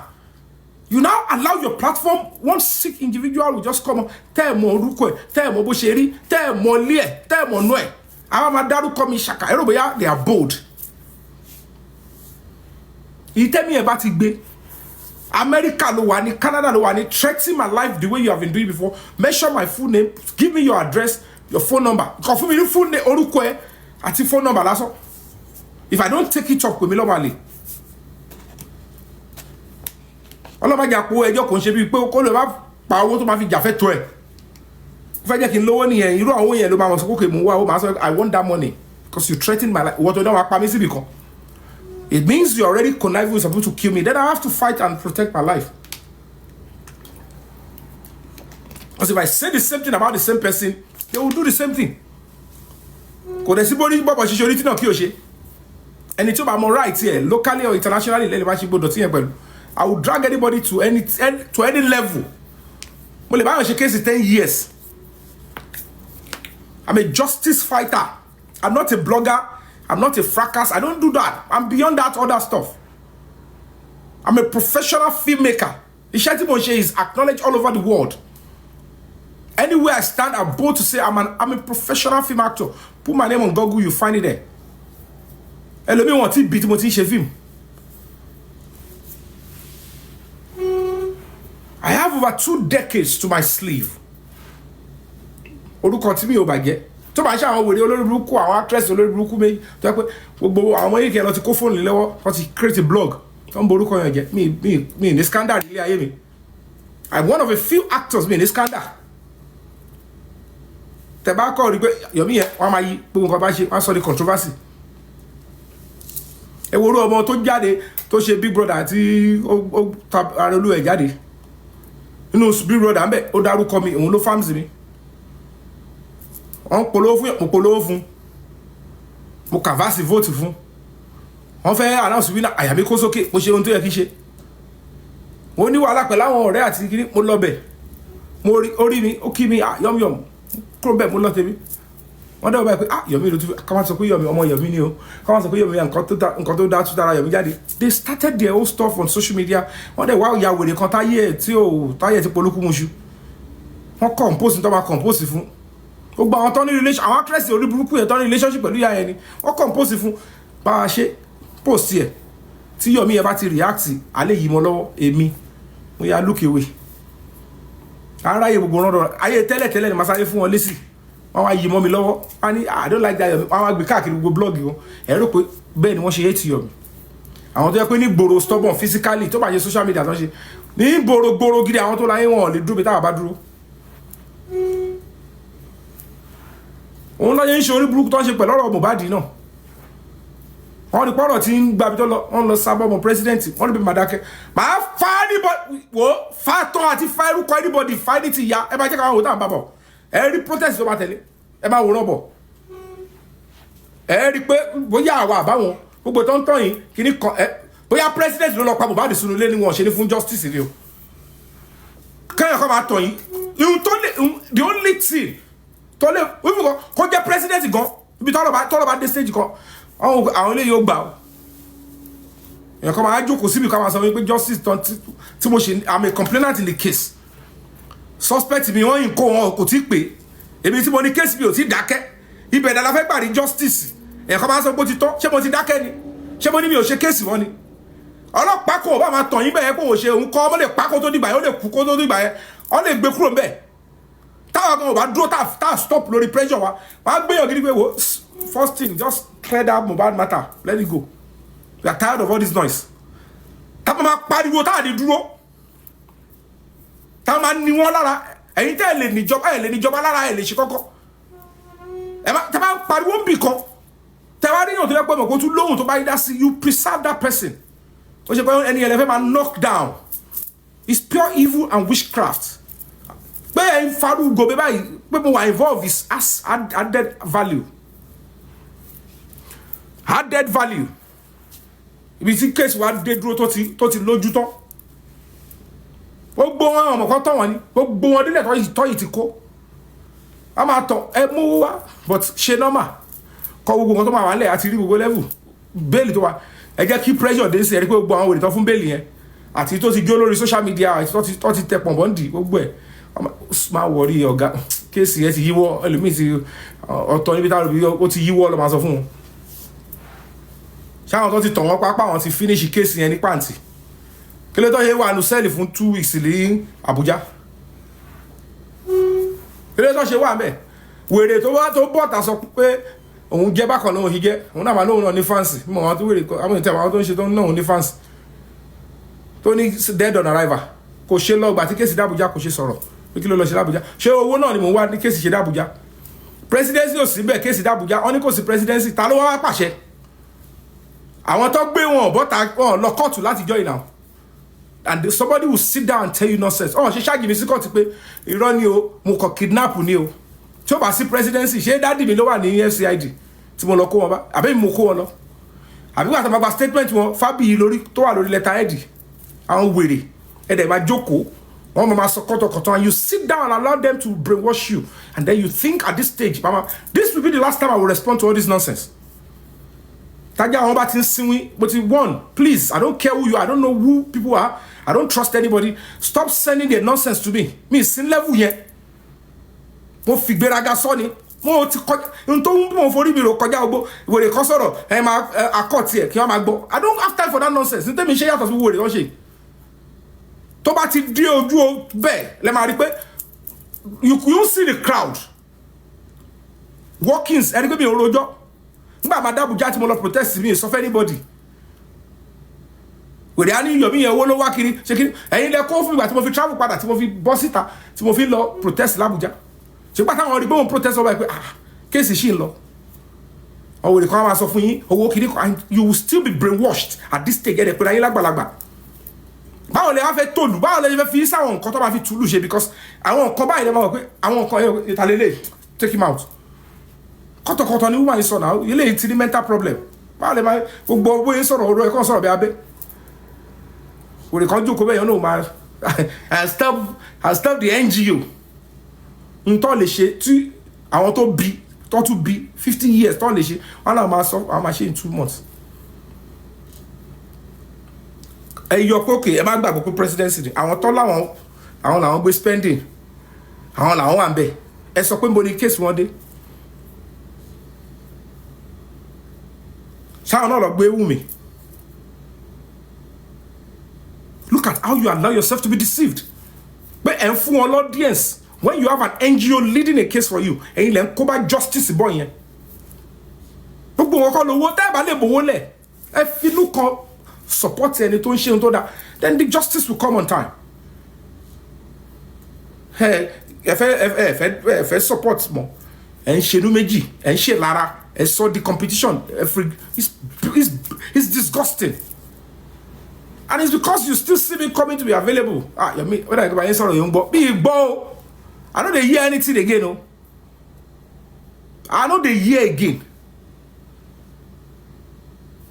because gbogbo àpọ́nlé jẹ́ lọ́gbọ́n kan tẹ́ni sọ jẹ́ nǹkan ọ̀hánú ẹni kó bá dà pé kò wá sọ́dọ̀ wa mọ́ mo rí pé if you cut yourself to pieces for some people they won't appreciate it kí ẹkùn kú sílẹ̀ 15 years time ìran ajá kọ́ ló bá ti sọ pé ẹ pẹ̀lẹ́ mẹ́ẹ̀ fún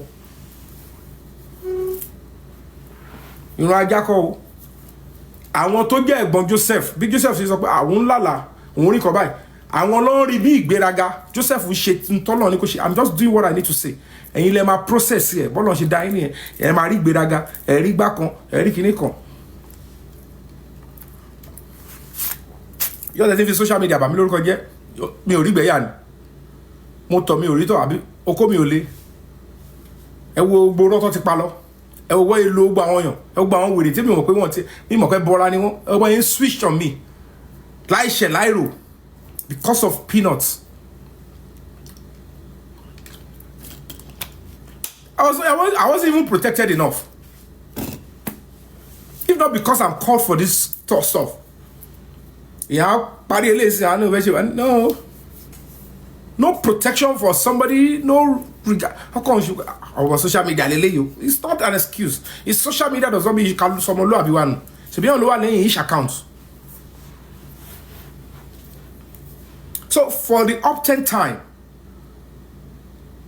alágbára wà ńbẹ̀ o, kò sálágbára ńbẹ̀ o, wọ́n ti tàn wọ́n o, ọlọ́pàá tó ń ṣe gangan, ọlọ́pàá tó investigate lọ kò bá sọ wípé kò sí ó sọ tiẹ̀ because ó kọ́ ló give directive. Position tó wà yẹn tó bá yọ kúrò, á rí pé ẹ̀rí pé owó yẹn ti wọ gbó. Tell me about it. Only stage that my bad day, but very shortly we go to Tabari movement. We are going to court. If I am more serious, I be serious. If I am a team of lawyers to my lawsuit court against the government. If I am more, I want to my dasi because the machine they progress. Like people know pause of my block. Mani rolling pa. So town no bati na won labo ago ni won kuno. Until we get to the promised land, because I'm at this stage. Even the Attorney General will advise immediately that it's already a global case, and the case is in court already. And look at what is being presented against the government.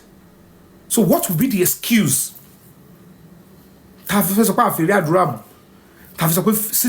Remainder of a video, press conference, all the videos will be presented at the court.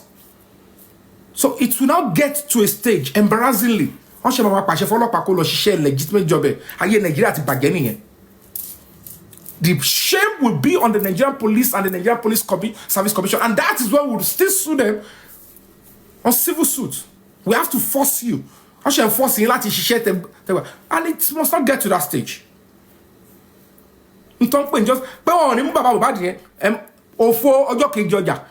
will be treated as a suspect in this case. Justice on social media.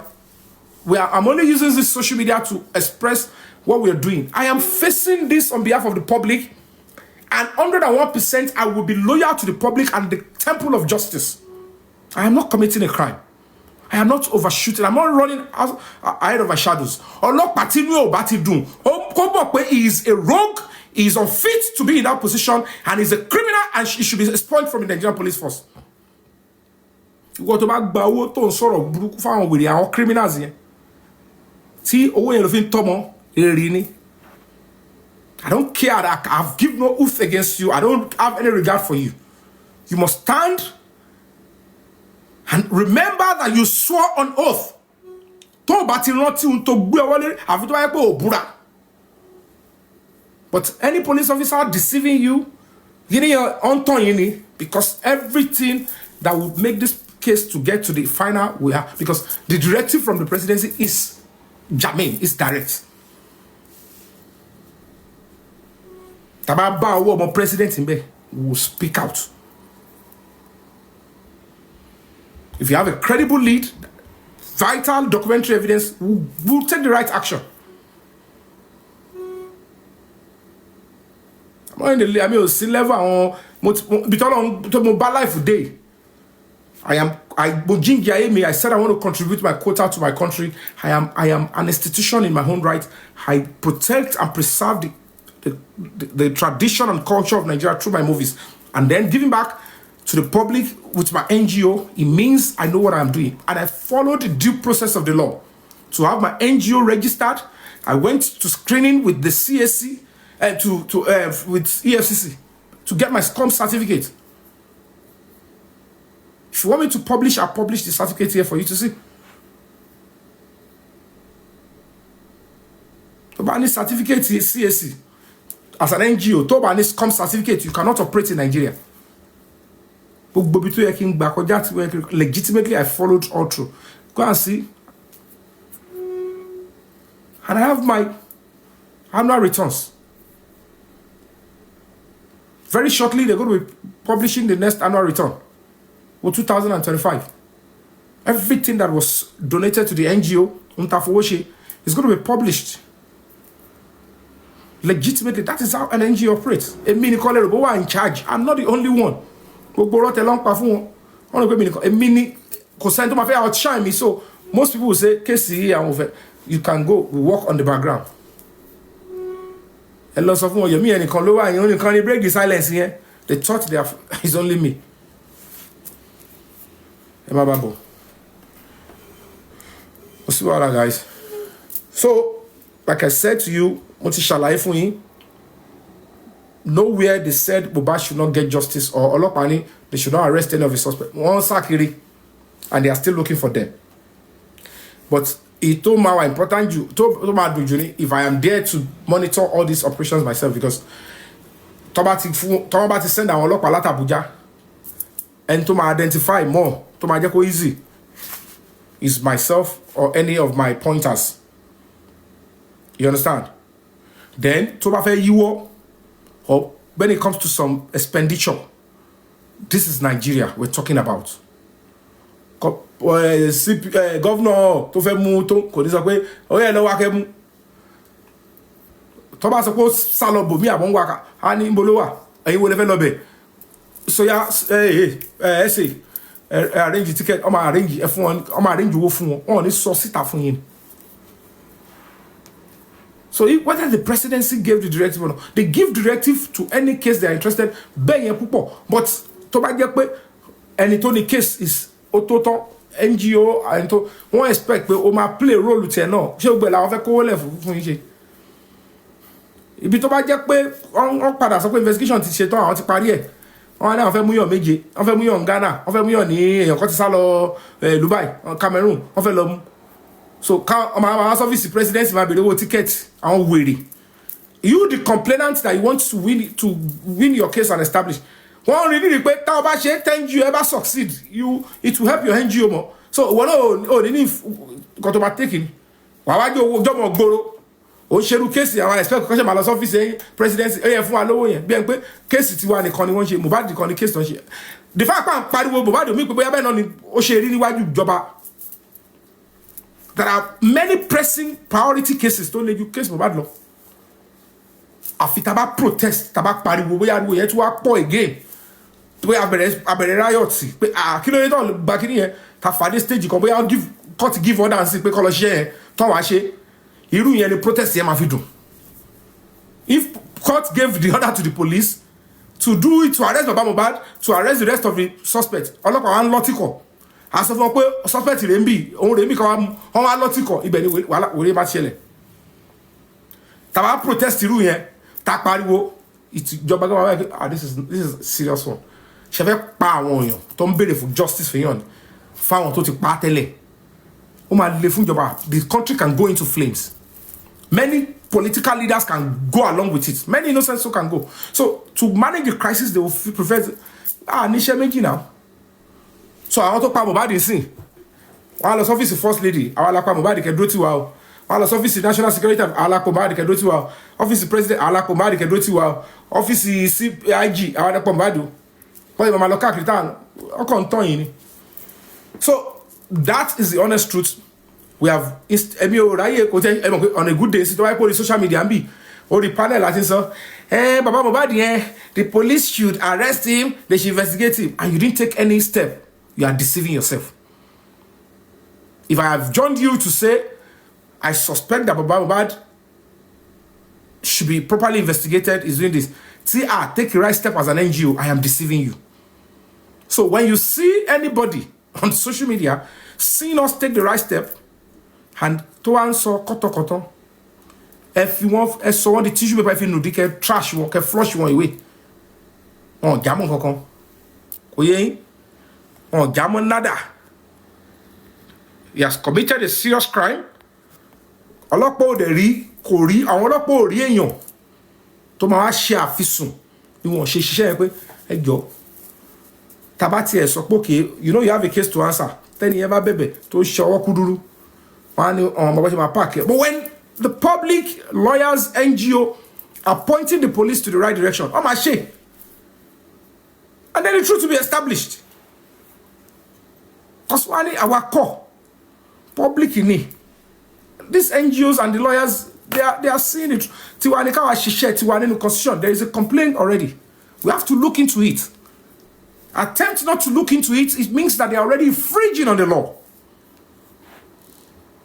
So, I want still theory. Talk of him calling me over. Don't be already. We are talking about a serious case in your lockpa. To bá jẹ́ bàbá ló lọ́wọ́ ńbẹ̀, it should go. To bá jẹ́ ọmọ àbúrò ni, tó bá jẹ́ ọ̀rẹ́ ni, tó bá jẹ́ ará àdúgbò ni, they should pay. Àwa iná la wọ bẹ̀. Ọlọ́pàá ò engage neighbor. Only this NGO ni kan náà ló engage neighbor. Of everybody that has been speaking, talking, pàlẹ́ tó kó àlọ́ ìwò, àwa iná la wọnú ilé Mohbad. Ṣé àwọn ọbẹ̀ torí pé a fẹ́ lọ ṣe sùwé ni, àbá fẹ́ lọ ṣe tẹ́ntẹ́n. We went there because we want to bring results. In your conditions of and you it's preposterous. That have an interest in. So when you see the number reduced, it's not because nobody believes it, because not everybody was looking for justice genuinely. Not because everybody are genuine justice seekers. Wanna be Lugbalagidi. So the real ones that are fighting and seeking justice are still there. They know themselves. We might not have the same energy like this person, but we believe this is how a justice should be pursued, and they are standing firm. They are standing firm. I want to call it physically like engage àdúrà. I want to niche pẹ̀lú case yẹn gangan. La ń gbọ́ spending, la ń wá àdúrà, la ń wá dàróṣà. Any platform wo ló ti wò pé they've taken a serious step láti wá bọ́ ṣe máa dàróṣà mu. How much more Baba Mohbad for it to lock palẹ̀ mọ́ body? Within 24 hours, body tó ti fa orí ẹ̀, tó ti embalm. Ọmọ tí ò ṣe Muslim. Kí ló ṣẹlẹ̀?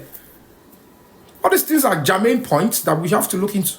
Oh, well, reports about good report jáde about now. About ọlọ́pàá Èkó ló ṣe iṣẹ́ dọ̀tí. And they've seen the truth in Abuja. So we must stand to the end for that boy. Iṣẹ́ tèmi àti yín ní láti ṣe nìyẹn. N tó ń pè ní justice fighting here. You must be willing to sacrifice, risk your everything. That is the nitty-gritty of fighting for justice. People will look at it and say, there is roadblock. You want to believe in the cause, and there is a way. You don't look for excuses. Excuses. I look for way. To a layman, justice is the tongue. So I'm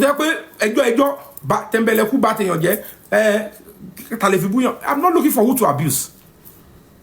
I'm looking for who to synergize with and get justice from bad. So I cannot be seeing roadblock. I mean, what on the end? Because as I let that body look great.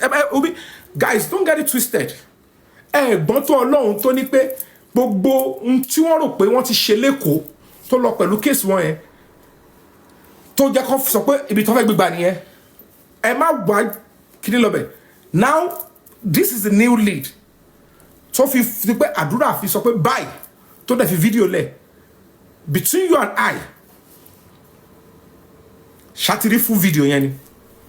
Did Adura not confirm in the public glare there is a full and extension of that video? Between you and I, she laying by a call la one new label bad tell you brown tiles, not the one video here. Go back to the video. One the old video ni emu wa lo si label bad to ti lo tiles tele. E che video te she mete wa tele. To jo roof tiles here. Old video ni láti jọ atolopa Èkó àti gbogbo wọn ṣé wọ́n rí mú jáde. Now we pursue the case to Abuja to the highest level. Wọ́n wá fẹ́ múlẹ̀ just because they have money to bribe their way.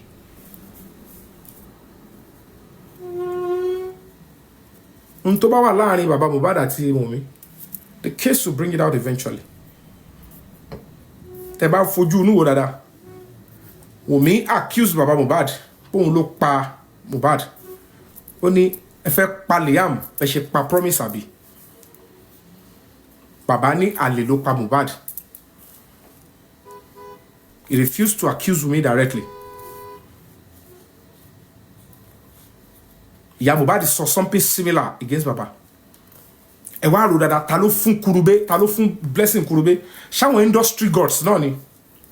Àwọn ṣáwọn ta ló fi ṣe rituals, ta ló ṣe gbogbo nǹkan tó ṣe yẹn.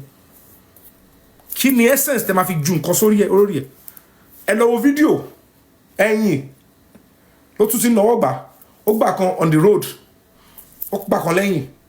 Ẹ wo gbà tí àṣírí Blessing yẹn ṣe tú, ta lẹni tó ń sọ pé irọ́ ni gbogbo ẹ̀. Even the baba tí olórí burúkú yẹn sọ pé mi ń ṣe, did he at any point as a parent nílẹ̀ Yorùbá àti ìyá Mohbad o àti bàbá, by now they should be fighting and saying ìwọ ọmọ 23-year-old mọ bí tó ti wá kí ló jù sójú kókó sí ọmọ wa.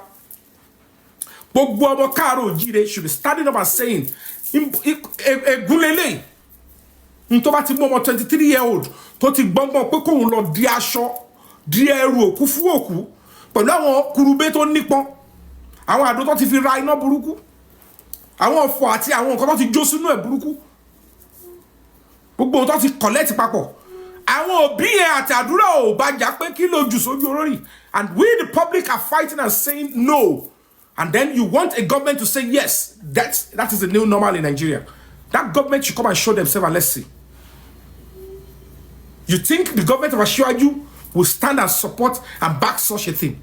You think the First Lady, Senator Oluremi Tinubu, as a mother, as a pastor, will openly and say, yes, it's allowed.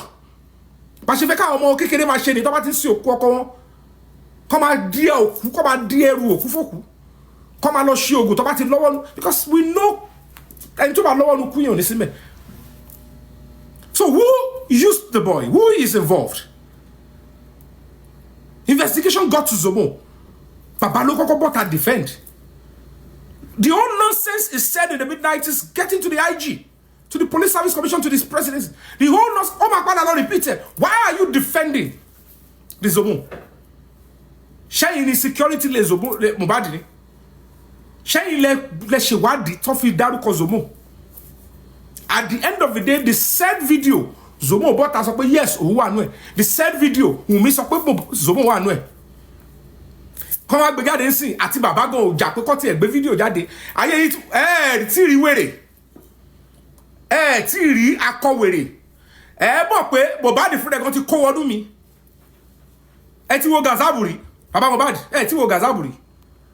Máa ṣe mọ̀ kan tó ń pè ní Indian film. Bẹ́yìn family ṣe dalẹ̀ yẹn. Àwa ta jẹ́ colleague yẹ, ta jẹ́ blood yẹ, ta jẹ́ ẹ̀rí páà ní dalẹ̀. So ní delay ti yín ọmọ 23-year-old máa sí òkú ihun tó fà á bí tọmọ yín ṣe Blessing náà ti rí ó pé ẹ má ṣàlàyé náà gbogbo ẹ má ṣàlàyé àwọn wèrè tí wọn lójú tó ń sọ̀rọ̀ tẹ́ ń fún wọn láyè lórí platform yẹn ẹjọ́ máa ṣẹlẹ́yà ara yín o ó wà lẹ́dẹ̀ yín dá àwọn ọmọ tẹ́ bí. We as people, as custodian of a Yoruba culture, we will not accept this nonsense. Ṣé justice ilẹ̀ wá yẹn ẹ wá ń tàwọn ẹ̀pẹ́ wá justice ẹ ládùúrà òrí yín fún 2 years. So nọ́ọ̀sì tẹ́lẹ̀ ẹ sọ pé gún ọmọ yín pa tẹ́ ẹ̀ rírí tí ọmọ yín ò rírí tó inject ẹ̀ tẹ́ délé ẹ̀ tẹ́ bókọ ọmọlẹ̀ lábẹ́ staircase tẹ́ rí duvet tó sọ̀kù fẹ́ gẹ̀ àwọn ní nọ́ọ̀sì kan gún pa nọ́ọ̀sì tẹ́ ẹ̀ rí yẹn títí ọdún méjì tẹ́ fi ń ṣe I want justice for the Mohbad nọ́ọ̀sì tẹ́ wá lógun pa ẹlẹ́ẹ̀fojú rí ọ̀dẹ̀lẹ̀ pé àwa táwọn ọlọ́pàá táyé wọn ò ní padà táyé tó yẹ pé ọkọ ọba àtàdá ọba máa padà ṣá wọn lẹ́sẹ̀ tó bá ti bẹ̀rẹ̀ sí sọ pé wọn ò ní wọ́ òótọ́ to that angle in burúkú àti ohun burúkú máa bẹ̀rẹ̀ sí ṣe wọn. They must tell us which police station. Èèyàn á gún ọmọ pa ọmọ tẹ sọ pé his life is being threatened here and there nọ́ọ̀sì kan wá gún pa ẹ fi wèrè lẹ o ẹ wá lẹ débẹ̀ ẹ kó búrẹ́dì àti bọ́tà láwọn kan lọ́wọ́ wọ́n tẹ̀lé pull out lọ wọ́n sọ yín di star so ẹ wá débẹ̀ ẹni yẹn ẹ tún ṣì ní effrontery èmi ò fojú mi rí o fojú rí for 2 years, and you are going from station to station, media house to media house. So if you 30 nurses, you want for 4 months, what did they war? Something is terribly fishy. And then somebody is asking that we should not ask the police to investigate. Tani kolo investigate. She baba Zazuni kolo investigate. Make it make sense. Go and support it. Go and search your conscience. Is this parenting?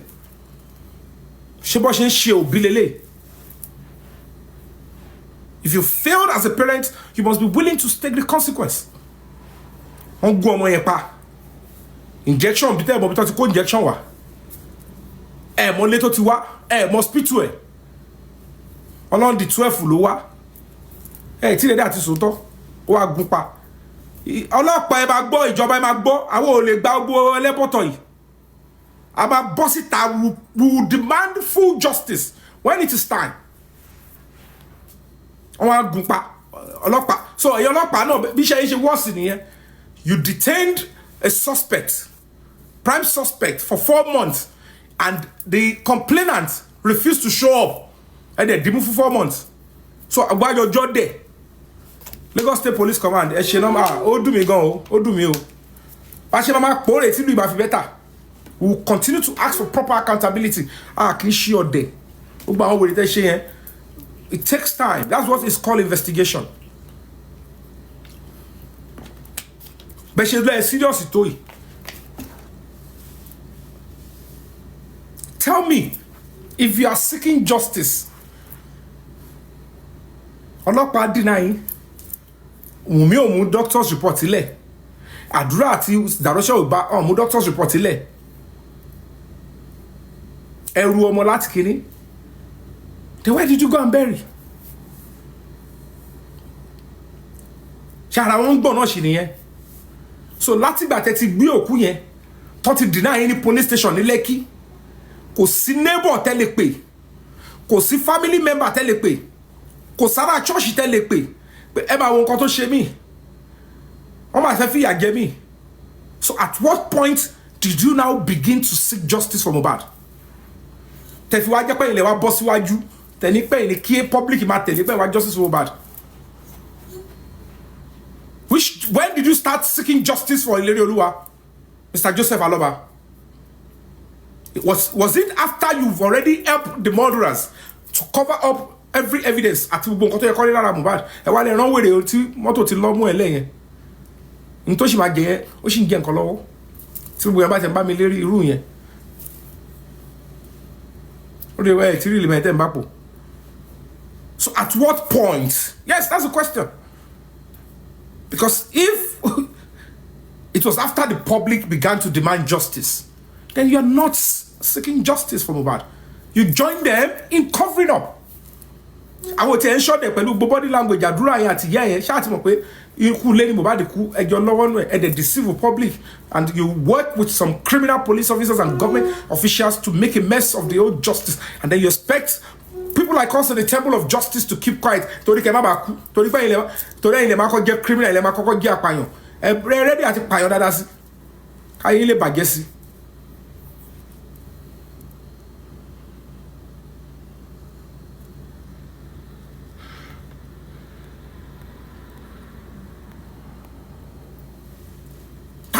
That is the right thing to do.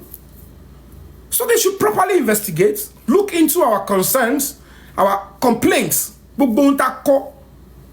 If he's found culpable, he should pay for the crime. Our coroner inquest to indict.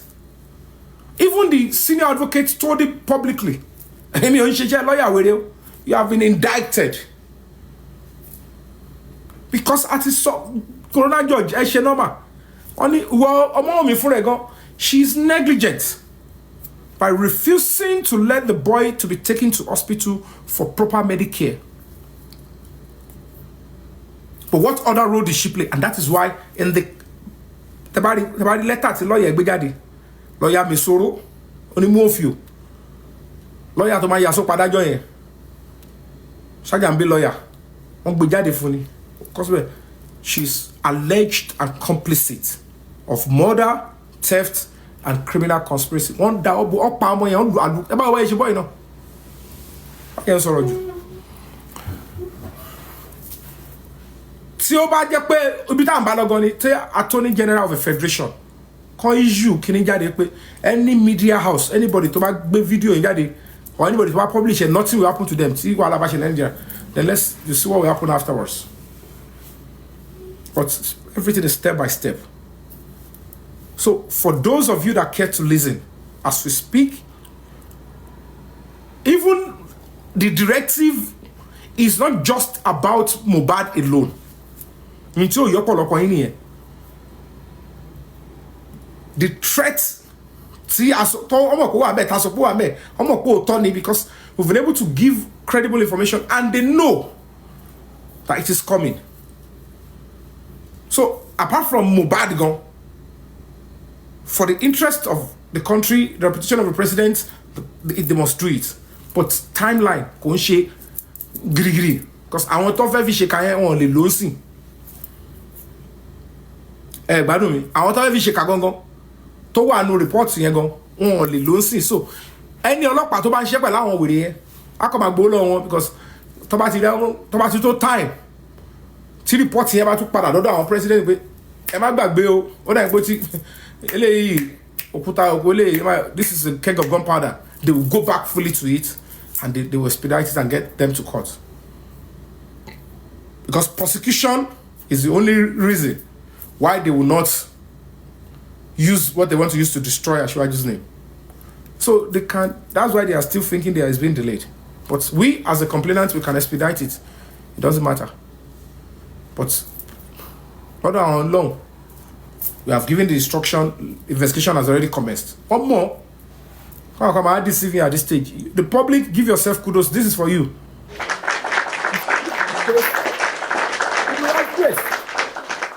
Gbogbo èmi ni mo tó yìí, èmi ni báyìí, mi kan lè débì kan.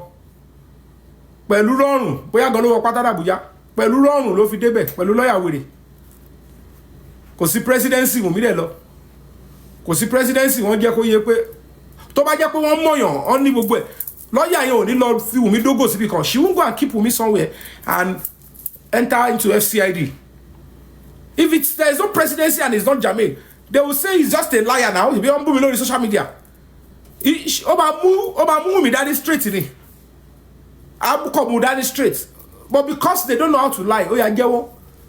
Over show, boom. But you man turn power my share. Come on, go yeah. Found baby out on man on. Only I first say we should stay somewhere. Oh, mo go on now. So a band of Rainsi, can boss, I became Wakada, de be Abuja. I said she should stay somewhere. And I went into the FCID. I met with them. When he said he met with them, did he say they told him that he's a liar? There is no presidency.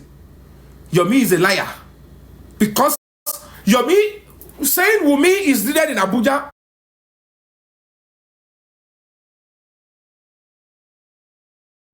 There is a warrant expecting the lawyer to come out and say it's a lie. There is no presidency. Wumi is not needed. And I told Wumi to go home. And when they call them about and something, you make a mockery of the president, and then you allow them. You want me to be coming out to be explaining. We are better than all of this. When they keep working on you, saying don't support the NGO because we are bad, we live ourselves.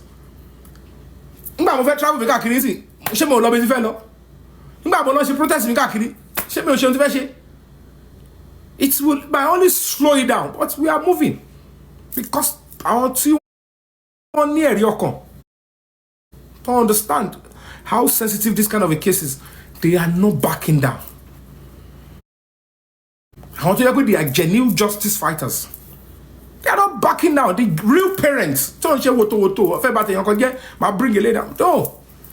I want to bring someone like me down. I have not committed any crime. I'll just look at you and say, what you are doing is not even coming close to my conscience. So I'm not bothered. Don't do me. ẹ ó gba àwọn spending yẹn ṣé wọ́n bọ́ta sọ̀rọ̀ pé kò sí presidency gbá ti Dámọ́lá máa sọ̀rọ̀ ó ní ẹ.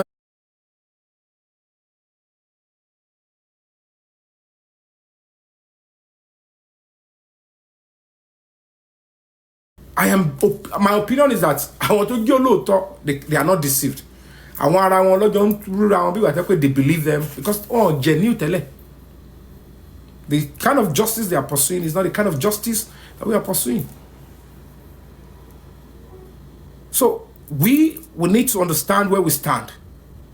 Justice for Mohbad is still alive. It's on the right path.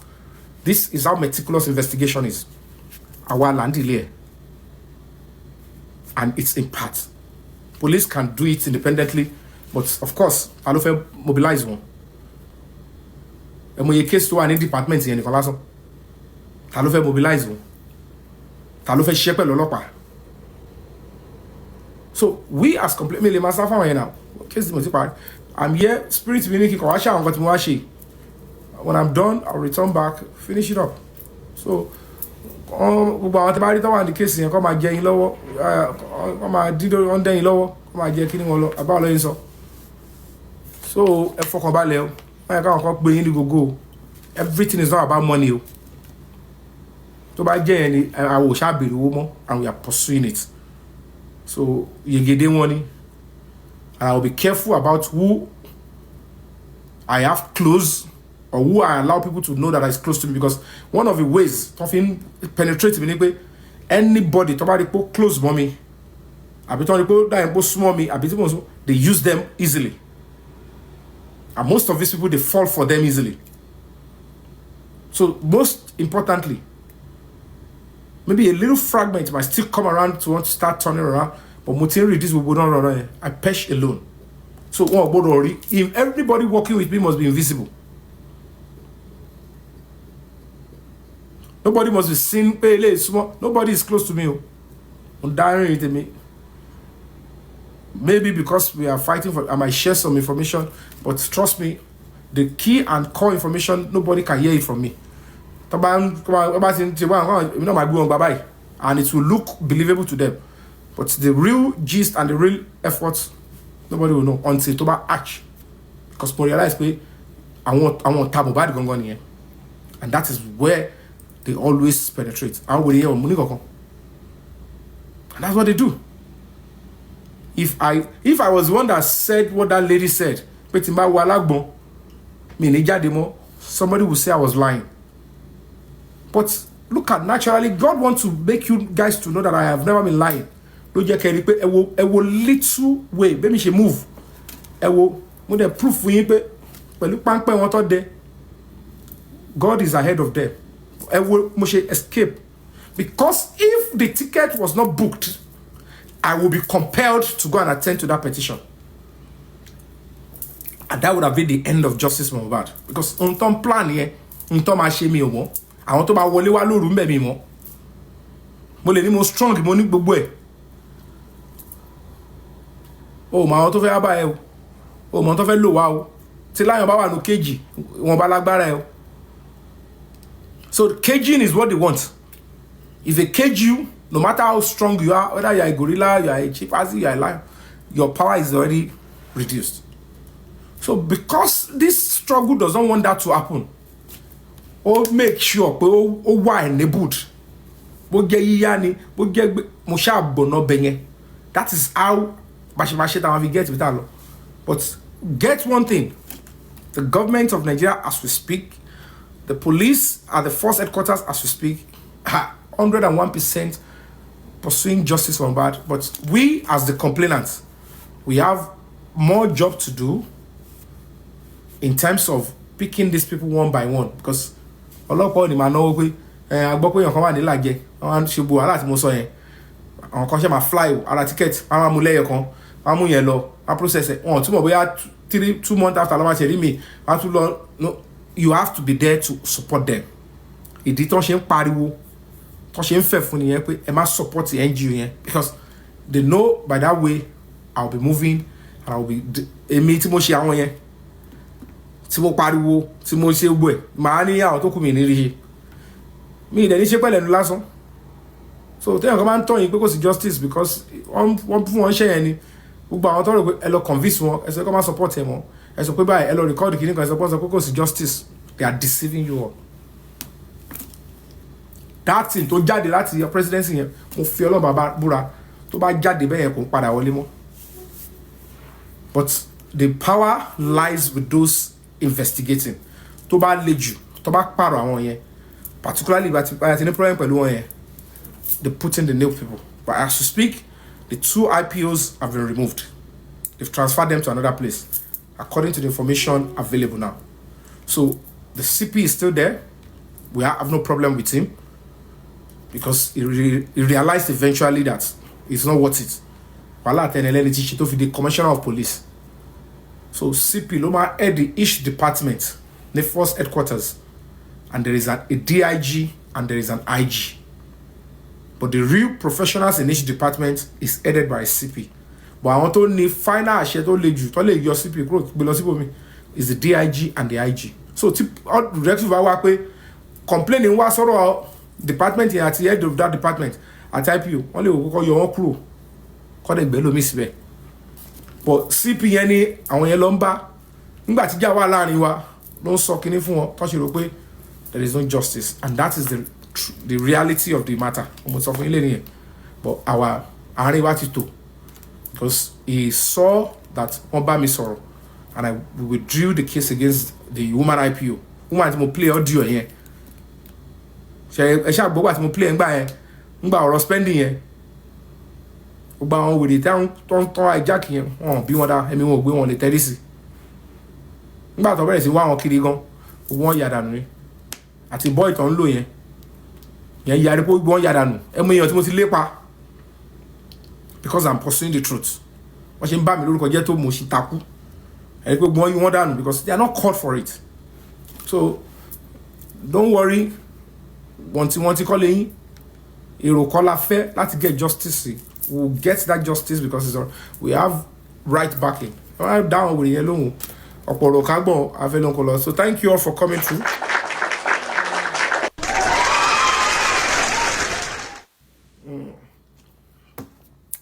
Do you want to ask questions? Do I give room for question or we should just close it up? Thank you so much, Teogbala. Thank you. Monjololua, thank you for that gift. Thank you for the gift. Do we give room? Okay, thank you. Check out file for question, Abi. Can round up. Baby K, welcome aboard. Thank you. Eddie Bangba, Eddie Love, thank you so much. Do we open panel section for questions?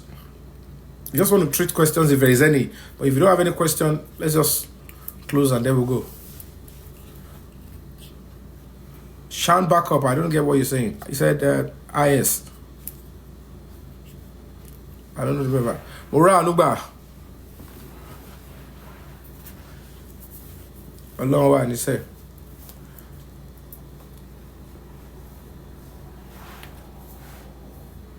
You guys are not responding. Should we open the panel for question and answer, a little debate, or run it up? Yes to what? Thank you so much. Yami.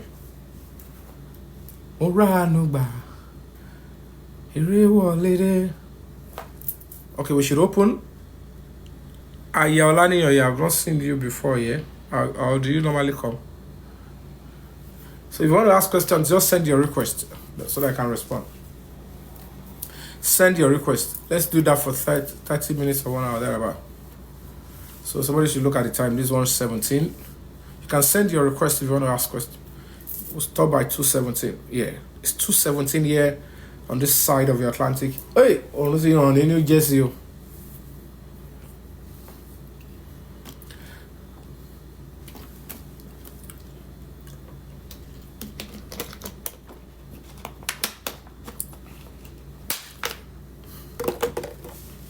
Queen is. Yeah, me Tawagwala. Thank you so much, Ricardo. You guys are not sending requests too, so I want to believe you guys are still okay. I'm a first person. Francis G. Elect. I don't know all these names though. I don't know all these names.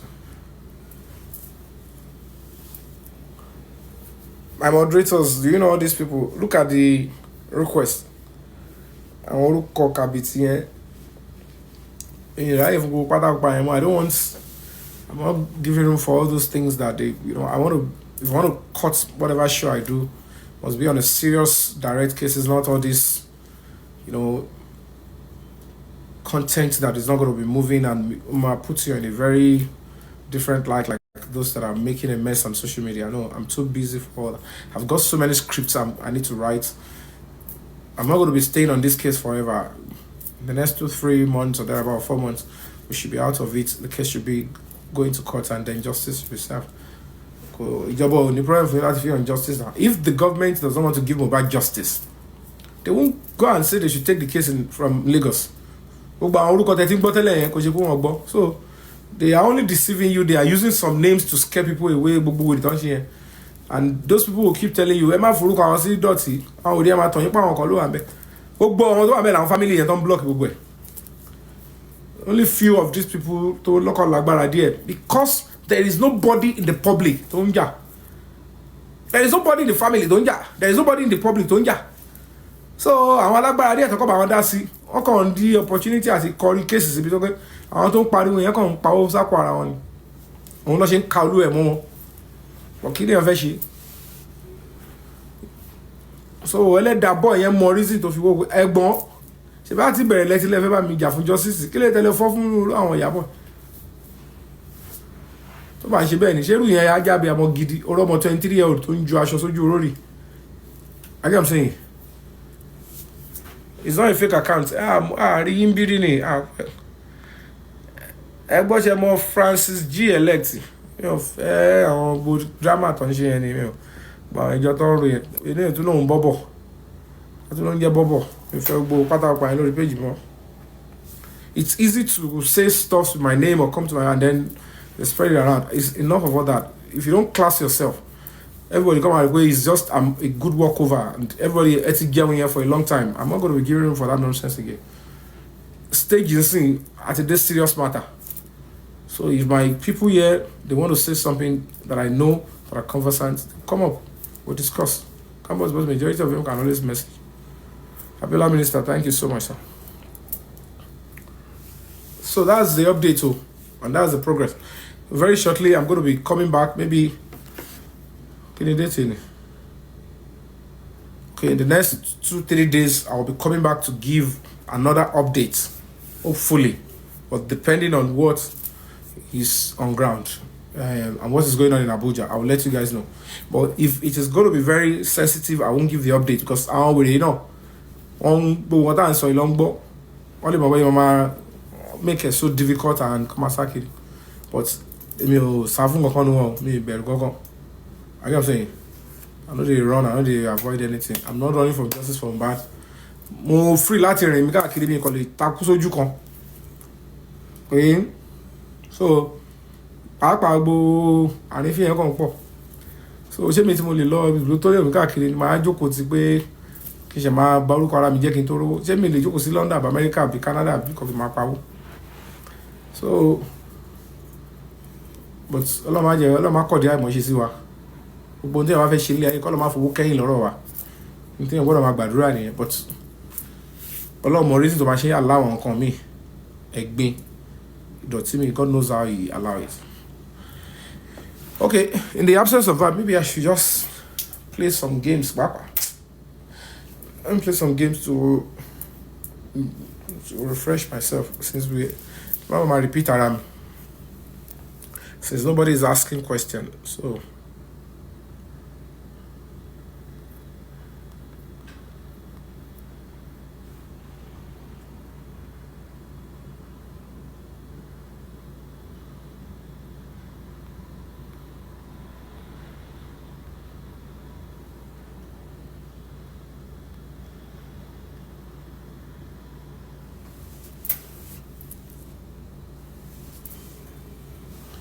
amen. Thank you. Tawala, thank you so much. Thank you.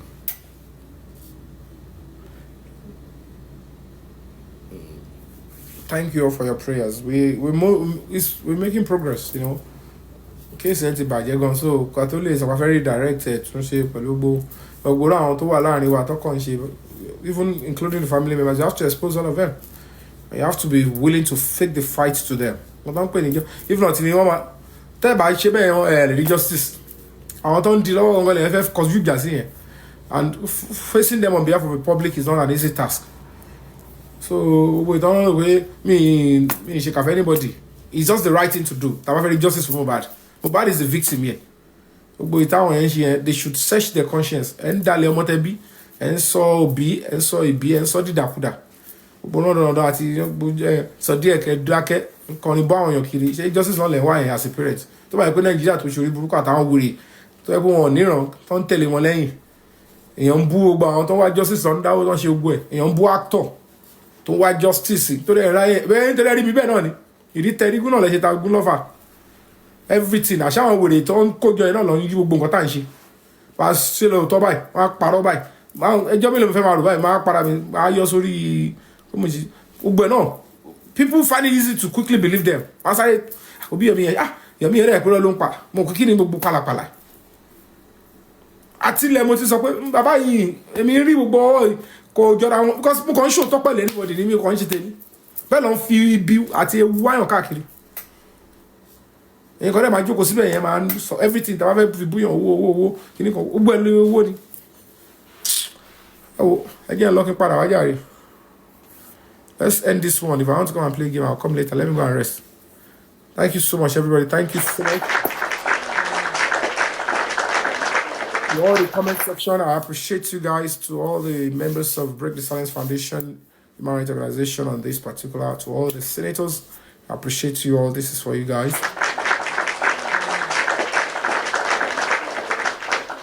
To all the gifters, trust me, I value and appreciate you. I shall be counted for you. You guys, I appreciate you. I appreciate you. And then, of course, to all my silent supporters, you have my respect always. Thank you for standing tall and true to the, to the truth and the temple of justice. And trust me, Nigeria is going to be one of the core pillars, and core pillars of justice and human rights across the globe. Your effort will not be in vain, and Mohbad will get justice, and it's going to get it the right way with your support, your loyalty, and your persistence. That's what the government wants us to see. They want to see, are we truly genuine? Are we going to be persistent? If there is a little roadblock, are we going to back off? About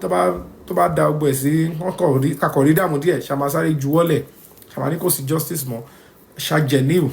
Are we true with what we are fighting for? Or we're just cashing crews on social media?